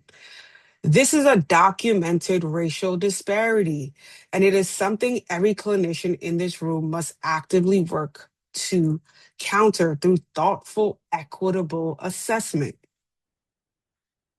So, one of the things I want to talk about before we go on break is scales for PPD and POCD. So for PPD, I use the I never say this acronym right. But it's the EPDS is what I usually call it, and it's the Edinburgh Postnatal Depression Scale. This is basically the gold standard for postpartum depression screening. It's a 10-item self-score scale specifically designed for the perinatal context. Crucially, it includes an item about anxiety, that is item number 3, and an item about self-harm, which is item number 10, which makes it particularly clinically useful. A score of 10 or above warrants clinical follow-up. A score of 13 or above suggests probable PPD. Another one that you can also use is the PHQ-9, and that gives you, we know, the broader measure of depression severity and is widely used. The GAD-7 also, we know, assesses for generalized anxiety and is often useful for identifying co-occurring anxiety disorders. For POCD, we have the Yale-Brown Obsessive Compulsive Scale. This is what assesses OCD severity, including the time consumed by obsessions and compulsions, the level of distress and control, and its most widely used and well-validated OCD severity measure. The perinatal OCD severity scale is another one. It also offers a postpartum specific lens and is particularly useful in clinical settings that specialize in perinatal care. But here's a critical note. These scales guide assessment, but must be administered with cultural responsiveness. Some items may not translate across cultural contexts. Some clients may underreport because they're answering what they think they should rather than what's true. A score is always the beginning of a conversation, not the end of one. I know we only have like an hour left, so there may be some slides that I'm going to skip over, but I'll make sure that everybody gets the slides, okay? This story is kind of a postpartum OCD story, so I just want us to kind of like think about what we've been talking about when we watch this video, okay?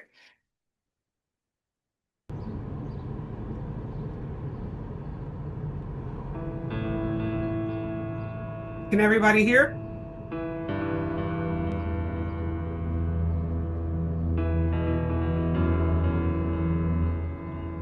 There's no avoiding this illness because for me, it just kept getting harder and harder and worse and worse.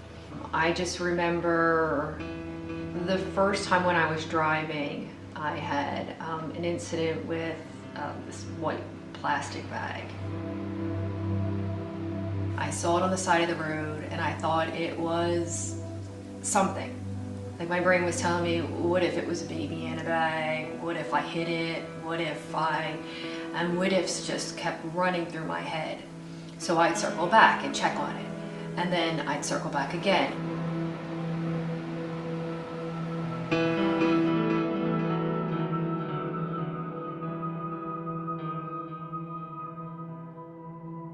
And it took me 45 minutes to get off that road. I chalked it up to hormones or the thought of maybe it's just because I'm going to be a mom and I'm nervous about things. And then from that point on, driving was really complicated.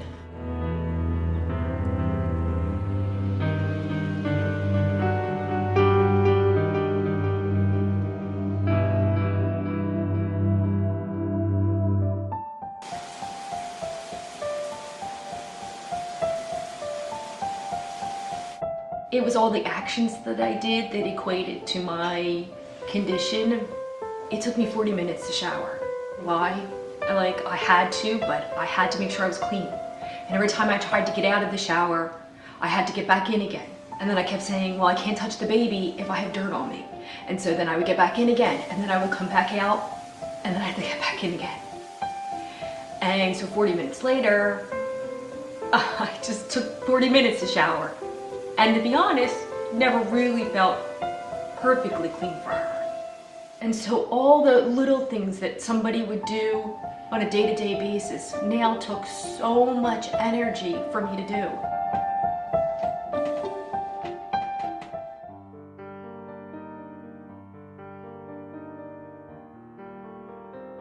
My husband and I both fed Alex, and the one time he was cleaning something with cleaning product, just something in the kitchen, something basic, a kitchen cleaner or whatever. And he washed his hands, and then he was going out, so he said he would make up Alex's bottle, and that's fine, that sounds great.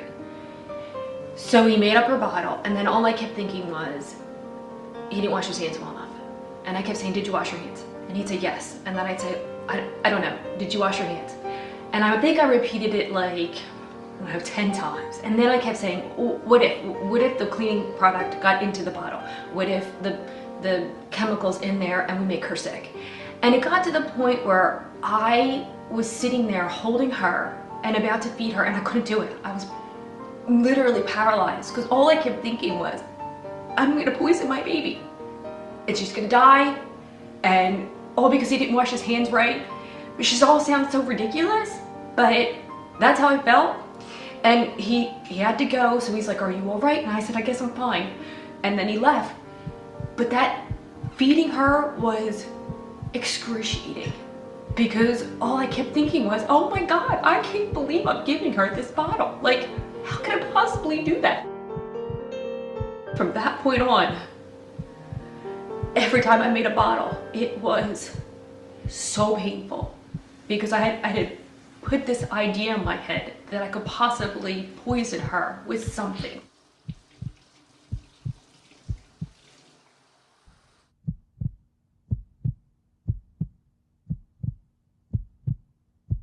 I couldn't sleep all night. This is something that had gotten worse, which is surprising because I felt like I had actually said something and I was gonna get help, but something had gotten worse in just a matter of a half of a day. And I stayed up all night. And then the next morning, I said to my husband, well, you can't go to work today. I can't be left alone.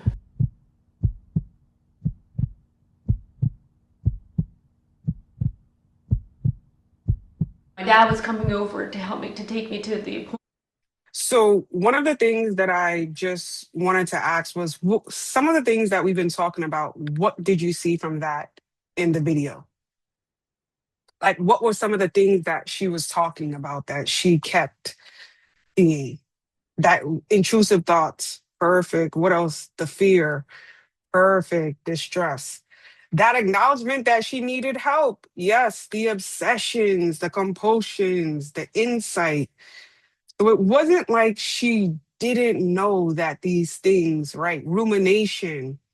I can relate to this so much. Oh, wait, chat started going a little crazy. I can relate to this so much. I had so many intrusive thoughts related to BF my baby before to BF my baby. It got obsessive. Realization that these thoughts were not real. Knew the thoughts were unreasoned. Anxiety, needing help and support, fears. I saw that there were some questions that I didn't answer. Let me go back up real quick. Okay. You asked the question and I didn't see it, it's just a lot for me to sift through. So if you can just ask it again in the time. Okay, there we go. How it can be difficult to distinguish PPD from a new parent and the importance of going deeper to provide support. So one of the things I would say is that if it happens after the 2-week period, that is the difference. The other thing that I would say is that it would have to impair their functioning drastically. That is the key thing. If it's not impairing their functioning, then that's like two different worlds. I had a very interesting patient who had a miscarriage and developed OCD afterwards. Very similar to postpartum OCD, lasted about a year, improved with meds, and I used DBT to help her with extreme obsessions. Perfect. What are your thoughts about the occurrence of depression and OCD post miscarriage? Wow, that is a good one. Um, What I would say is, I feel like it is a little bit warranted after a miscarriage. And I think that it's also all about the context of everything, case by case. Some people who have a miscarriage, they do become very obsessed with the baby, which is understandable. But once again, I would have to use the term, is it impacting their functioning? That is where the difference is. If it's not impacting their functioning, then that would be appropriate. And also validating that too, that this may be happening due to the fact of the history of miscarriages or post miscarriage. On a side note, I thought about the marketing impact and social media has, referring to POCD. Very true.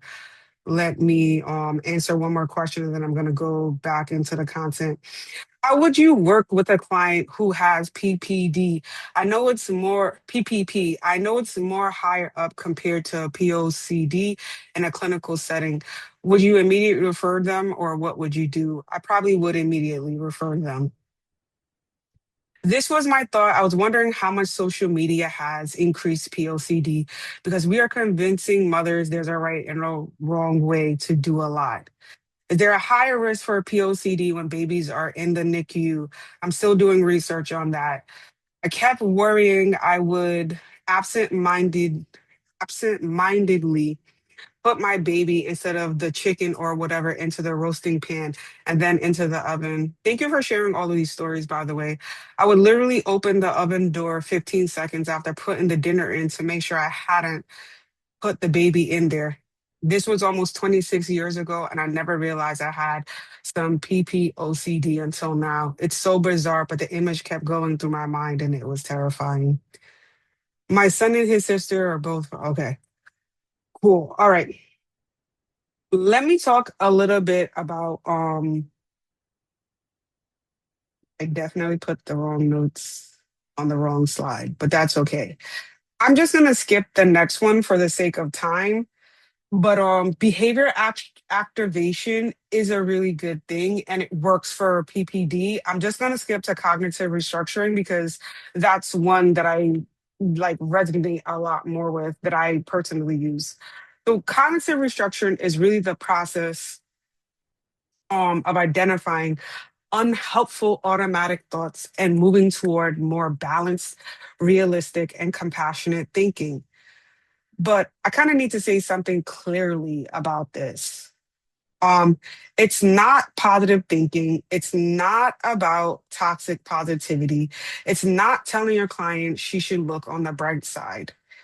When it's done well, it's about compassionate accuracy, helping a client see the full picture rather than distorted ones. One that depression or anxiety has constructed. So for PPD clients, the common cognitive distortions are I'm a bad mother. My baby deserves better than me. It will always feel like this. Something is fundamentally wrong with me. I shouldn't feel this way.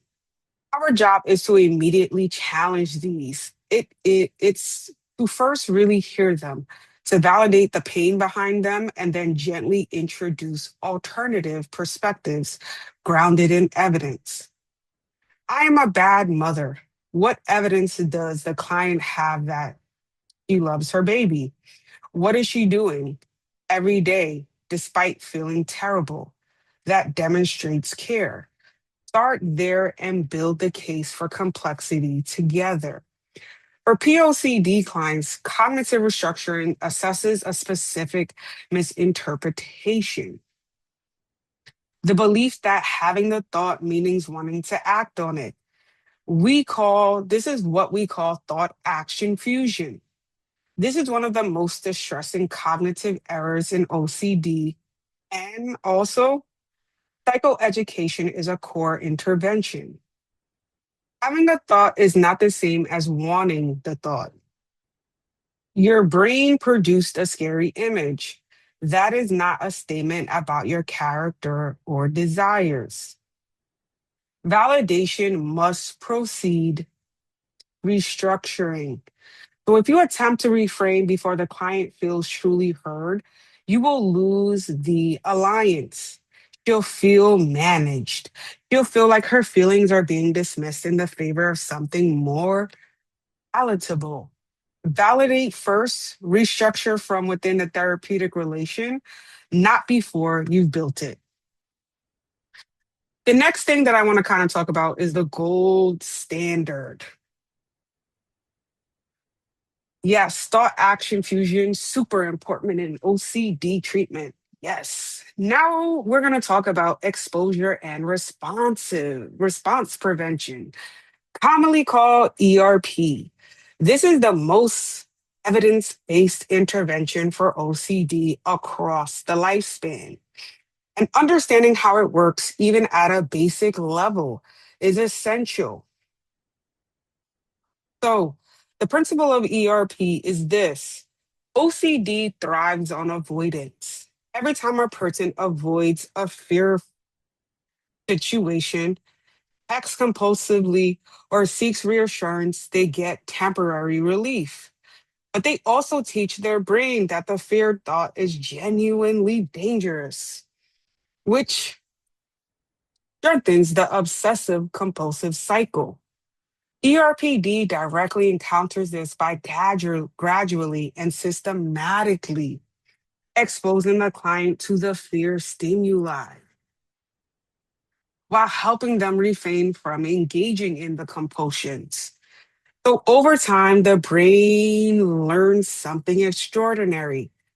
I can tolerate this fear. The feared outcome does not occur. I am safe. And this process is called habituation, and it's neurologically real. And it is genuinely transformative for clients who have been trapped in the avoidance cycle. But let me be clear about what this is not. It's not forcing someone to confront their worst nightmare on day one. It's not about therapy without safety. It's not about something done to a client. It is something that's done collaboratively, carefully, and always consensually. Every exposure is negotiated with the client. The therapist and the client build what's called a fear hierarchy. A ladder of feared situations arranged from least to most distressing, and exposure work begins at lower rings. For postpartum clients specifically, two types of exposures are particularly useful. In vivo exposures that involve real world engagement with fearful situations. So standing in a kitchen, holding a kitchen utensil, being alone with a baby in a room that has been previously avoided, and imaginal exposures. So that involves sitting with a feared thought or image in a supported, structured way without performing the compulsion of trying to escape it. The goal is not the absence of anxiety. The goal is learning that anxiety can be tolerated, that the fear outcome doesn't arrive, and that the client is more capable than the OCD has convinced them. Before today, how many of you felt confident in your ability to kind of use ERP to a client? And how do you think you feel about it now? I love ERP when properly applied in a safe, value, trauma-informed, and culturally sensitive way. It works for a majority of people I work with. ERP is so often effective, and clients can learn the basics and learn to do this. Sorry, I lost my place. Independently. I feel better now. Wasn't confident at all. I feel a little more confident, but I need a lot more education. Okay, went from not confident at all to feeling better, but still need to learn more. That's fair. Um, let's talk about how we can adapt it specifically, right, to realities of postpartum. So, because what works in standard OCD protocol, we kind of need significant modification for a new parent who is sleep deprived, time limited, and managing the enormous demands of a newborn. So, time and fatigue, ERP sessions in the postpartum period need to be shorter, more flexible, and paced according to the client's actual capacity. We're not talking about textbook protocol. A 45-minute imaginal exposure is not realistic for someone who hasn't slept more than 3 consecutive hours in 8 weeks. So we have to adapt. We have to abbreviate. We build in recovery time. Postpartum ERP must be paced slowly and carefully. The fear hierarchy should be constructed collaboratively with the client identifying the reins. Beginning with the lowest anxiety exposures and building gradually allows the client to accumulate experiences of success before approaching the most feared situations.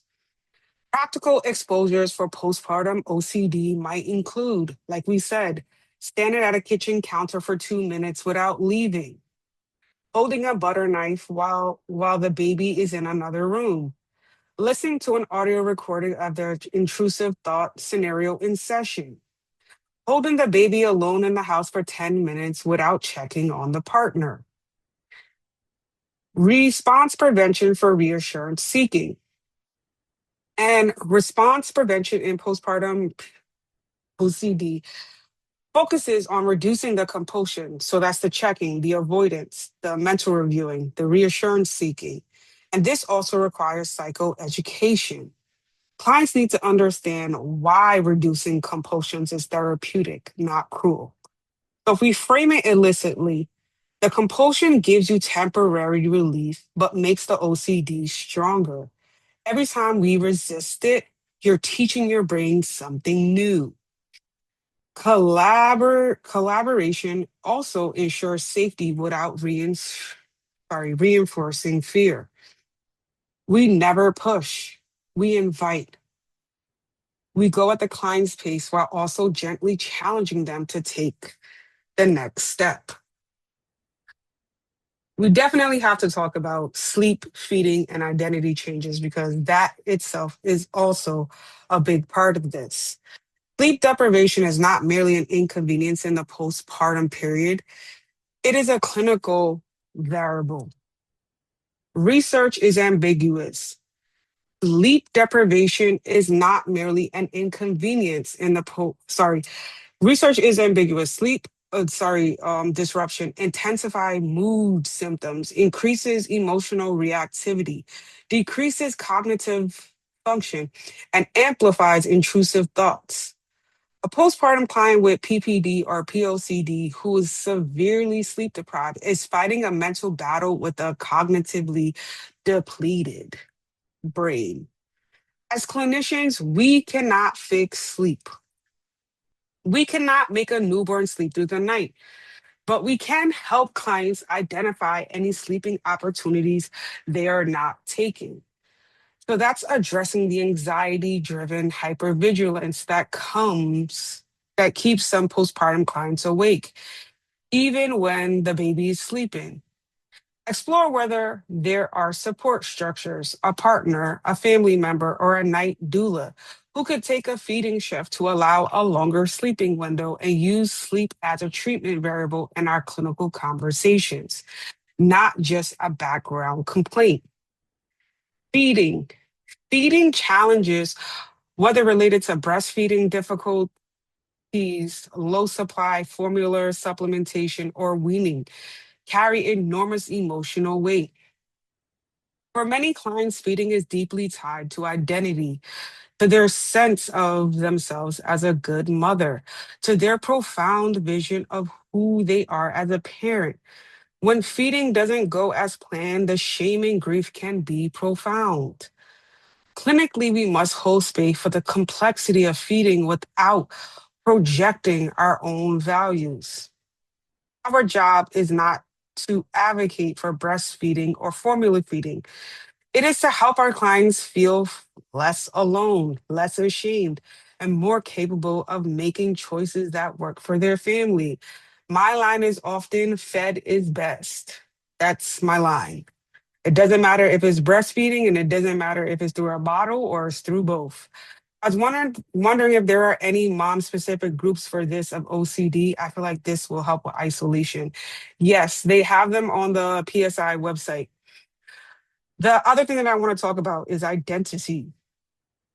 Perhaps the most under-addressed dimension of postpartum mental health is the profound identity shift of becoming a mother. Clients often grieve their former selves, their freedom, their spontaneity, their professional identity, their body, their relationships. They may feel ashamed of that grief, believing that they should only feel gratitude. We have to really normalize identity disruption and that it's real and a significant part of the postpartum experience and that it's profoundly meaningful. But we must also help clients build a new sense of self that integrates rather than erases who they were before. One of the other things that I kind of want to talk about is partner dynamics and the family systems. Partners can be one of the most powerful protective factors for a postpartum person and one of the most significant stressors at the same time.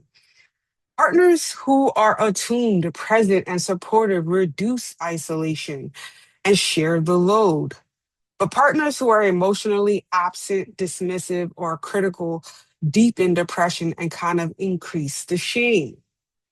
As clinicians, we must assess the partner relationship as a clinical variable. We're not to judge it, we have to assess it. So, questions like how does your partner respond when you try to express how you're feeling? And do you feel like your partner understands what you're going through? This gives us the clinical data. When appropriate and with client consent, involving partners in treatment can significantly improve outcomes. Psychoeducational for partners, helping them understand PPD and POCD, reduce their fear responses, equipping them with supportive language. And this is one of the most high leverage clinical moves we can make. But we also know that family systems and cultural expectations also shape the postpartum experience profoundly. Extended family members always have and may have strong opinions about a parenting, mental health treatment, strength, and disclosure. And in some cultural contexts, mental health treatment carries a stigma.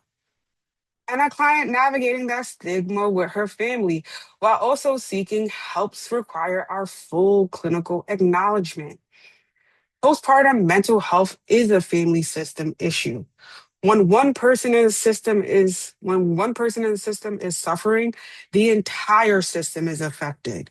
That includes the baby, who is exquisitely sensitive to the emotional state of their caregivers. Okay, let me read a little bit. What reading materials would you recommend for someone who would like additional information? I'll answer that at the end. Partners can sometimes be unhelpful with reassurance, although that's not what is needed. I'm a strong supporter of breastfeeding, but at the same time, mom's mental health is the priority. I don't mean this as a diss against lactation consultants at all, but I have worked with a few over the years who are very tone deaf when it comes to their mom's emotional well-being. And one of them told a mom that giving her child formula was par without using a car seat in terms of risk. Wow. Talk about guilt and anxiety. That is rough. Definitely. Um, One of the other things that I want to talk about is the medical considerations. So that's SSRIs. And then the other ones, the common ones are Zoloft and, well, let me just backtrack a little bit. Zoloft. It's generally considered safe during breastfeeding. And Paroxetine, I could never say this. Paroxetine, Paroxetine. There we go.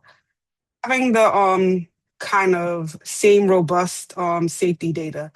So medication decisions should always be made collaboratively between the client and a prescribing provider and with full consent.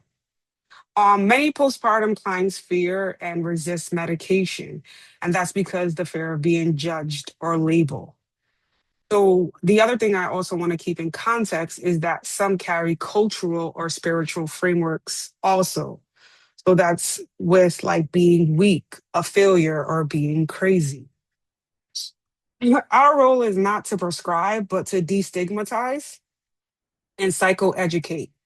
So we can say medication is one of the tools among many. It doesn't replace the work we're doing together, and it can make it possible. Some people find that when their brain chemistry is more stable, they can actually engage with therapy more effectively. Combined therapy and medication typically produces the best outcome for PPD and POCD.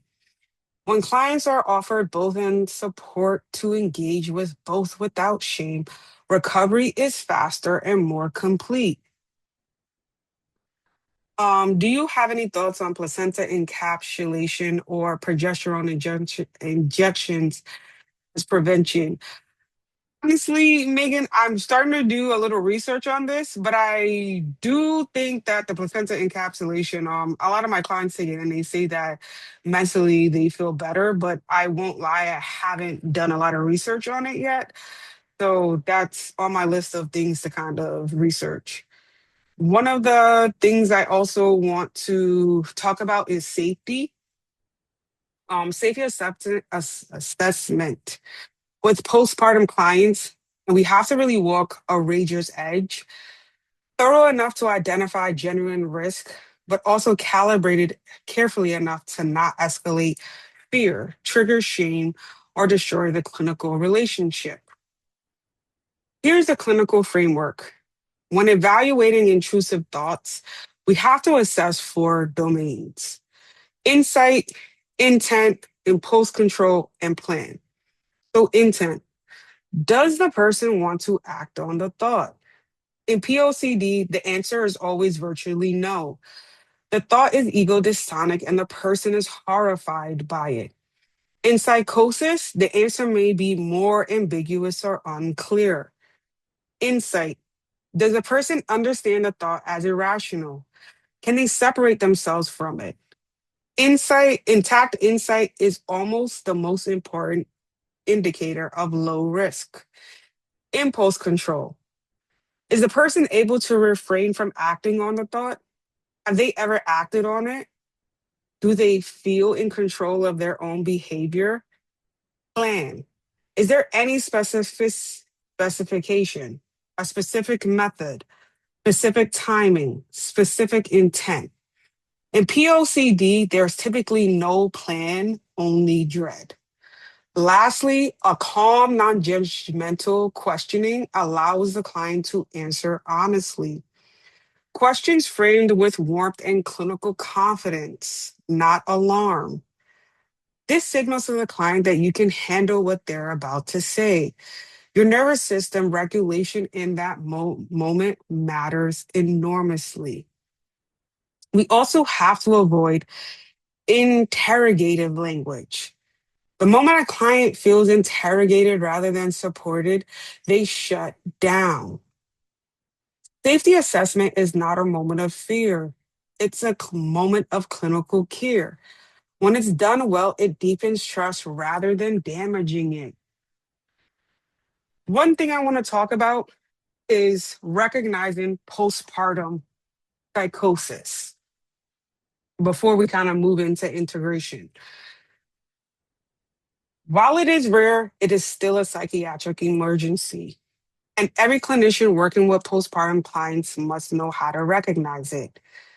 Postpartum psychosis typically emerges within the first 2 weeks following delivery, though it can be present later. The other thing that I want to say is that postpartum psychosis can also happen without a history of mental health. That's also something to note here. So, it's characterized by hallucinations, most commonly auditory. So that means hearing voices, delusions, false belief about the baby's identity, safety, or purpose, disorganized thinking. So that's the fragmented speech, the inability to maintain a coherent thought process, impaired reality testing. That is the inability to distinguish internal experience from external reality, and rapid mood shifts, often cycling between mania and depression within hours. Some risk factors include a personal or family history of bipolar, a history of prior postpartum psychosis, discontinuing mood stabilizing medications during pregnancy, sorry, and significant sleep deprivation combined with other risk factors. Postpartum psychosis is a medical emergency requiring immediate intervention, typically inpatient psychiatric stabilization. This is not a condition we manage outpatient. And if you suspect postpartum psychosis, activate emergency protocols immediately. Do not leave the client alone. Hold on one second. Something was in my throat. The most important clinical moment is early identification, because with early interventions, outcomes are genuinely good. Postpartum psychosis is highly treatable when quickly caught. The tragedy occurs when it is dismissed, or when the person doesn't reach out for care in time. Okay. What the number I'm going to put in the chat is PSI's, basically emergency resource lines. So I'm gonna drop that in the chat before we leave. I just forgot I couldn't highlight out of my PowerPoint. One of the other things that I kind of want to touch upon briefly is treatment plan integration. So now let's kind of bring everything together, right? So an effective treatment plan should integrate the following elements: tailor to the specific client's presentation, the cultural context, and the practical circumstances. For PPD, we should be talking about behavioral activation to re-engage in meaningful activity, cognitive restructuring to address guilt, hopelessness, and identity beliefs. So sleep support, not just psychoeducation, but active problem solving, identity work, validating the grief of one's old self, but helping the client build an integrative new sense of self, safety plans when indicated, and a medication consult if appropriate and desired, as well as community and peer support referrals. For POCD, psychoeducation about intrusive thoughts and the OCD cycle. This alone is profoundly therapeutic. Cognitive restructuring targeting the misinterpretation of intrusive thoughts. Exposure and response prevention. Begin gently with a collaborative built from fear hierarchy. Response prevention for compulsions. Safety assessment and carefully distinguishing POCD from genuine risk. Partner and family psychoeducation when possible.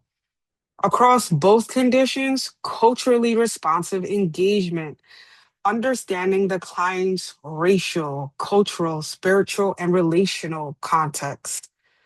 Trauma informed care. So we're honoring that systemic and interpersonal trauma histories.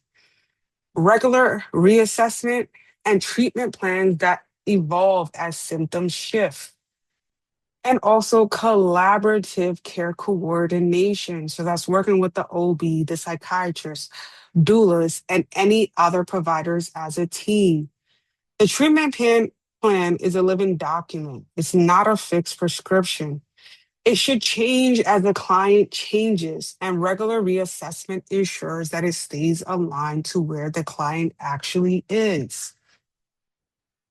So,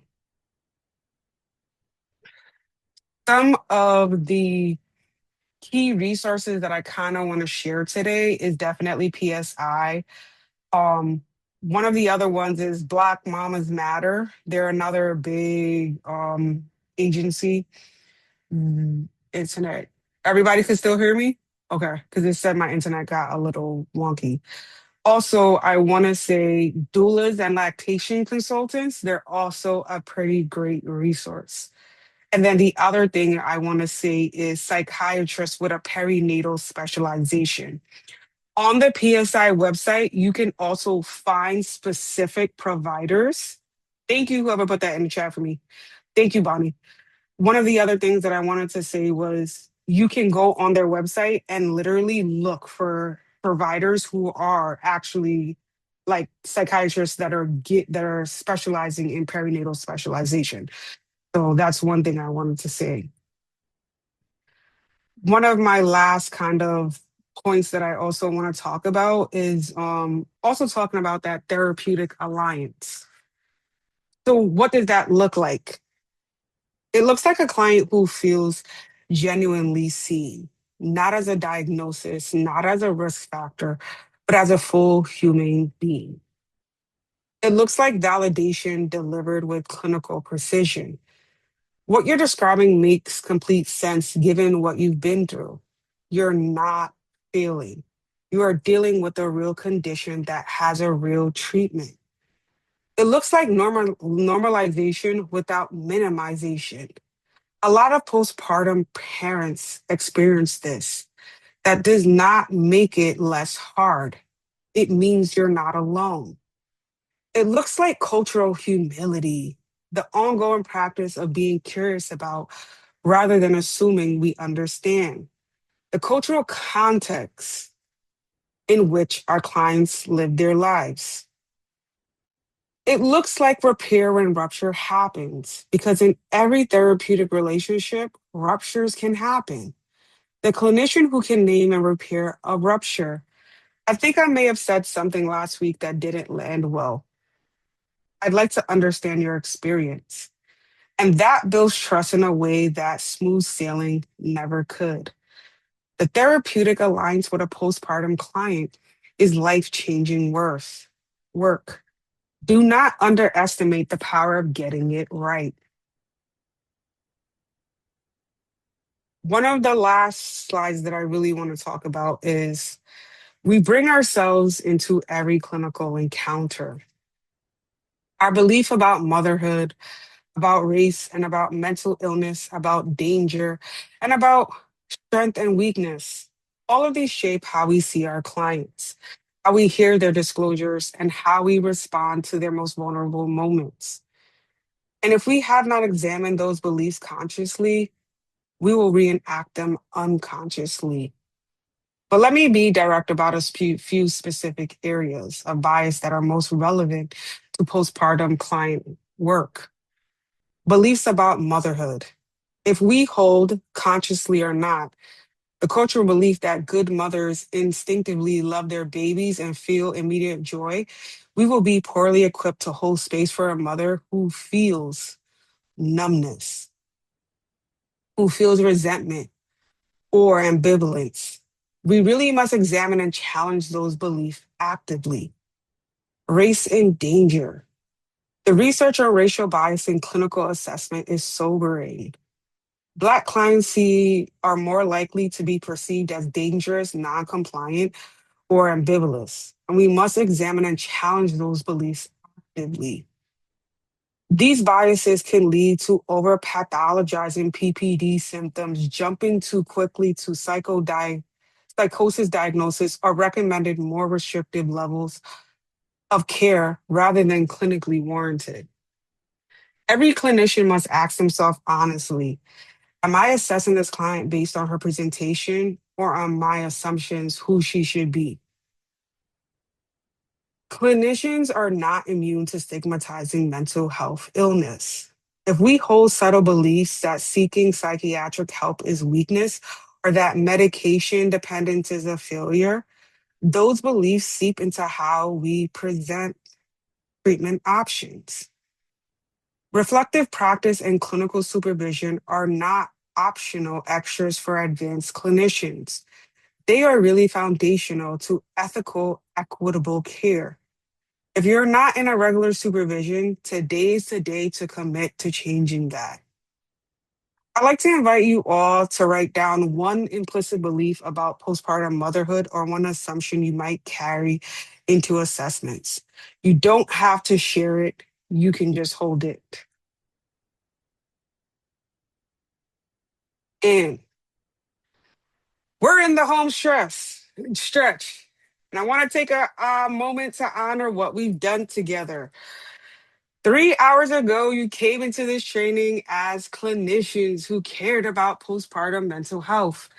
And you leave as clinicians equipped to practice postpartum mental health with a greater skill, greater precision, and I hope greater confidence.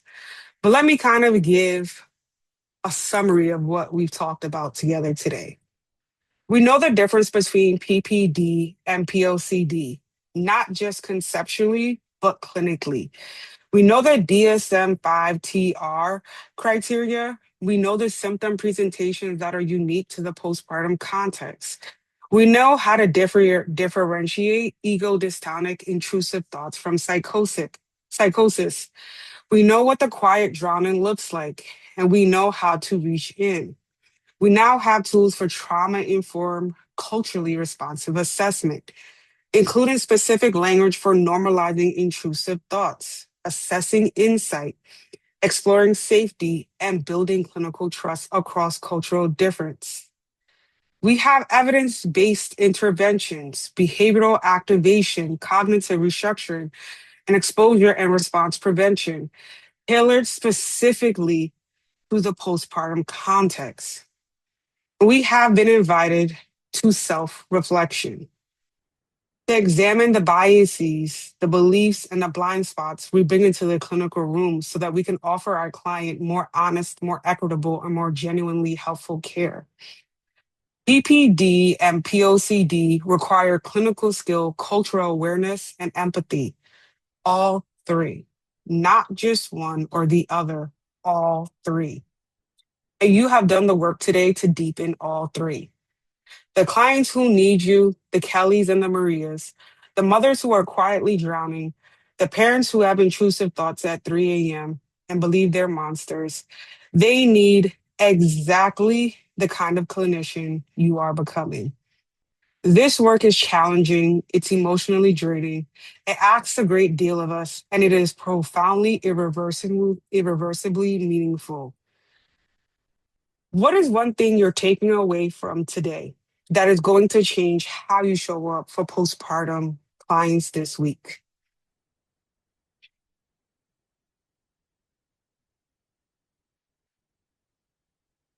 Let's see in the chat, anybody says. All right. This is our closing speech. Oh, ask, don't assume. I love that. I'm just going to skip to the next slide. This is my information. You can email me here. I'm on TikTok and Instagram at black.burst.matter. I also say BDM sometime for short.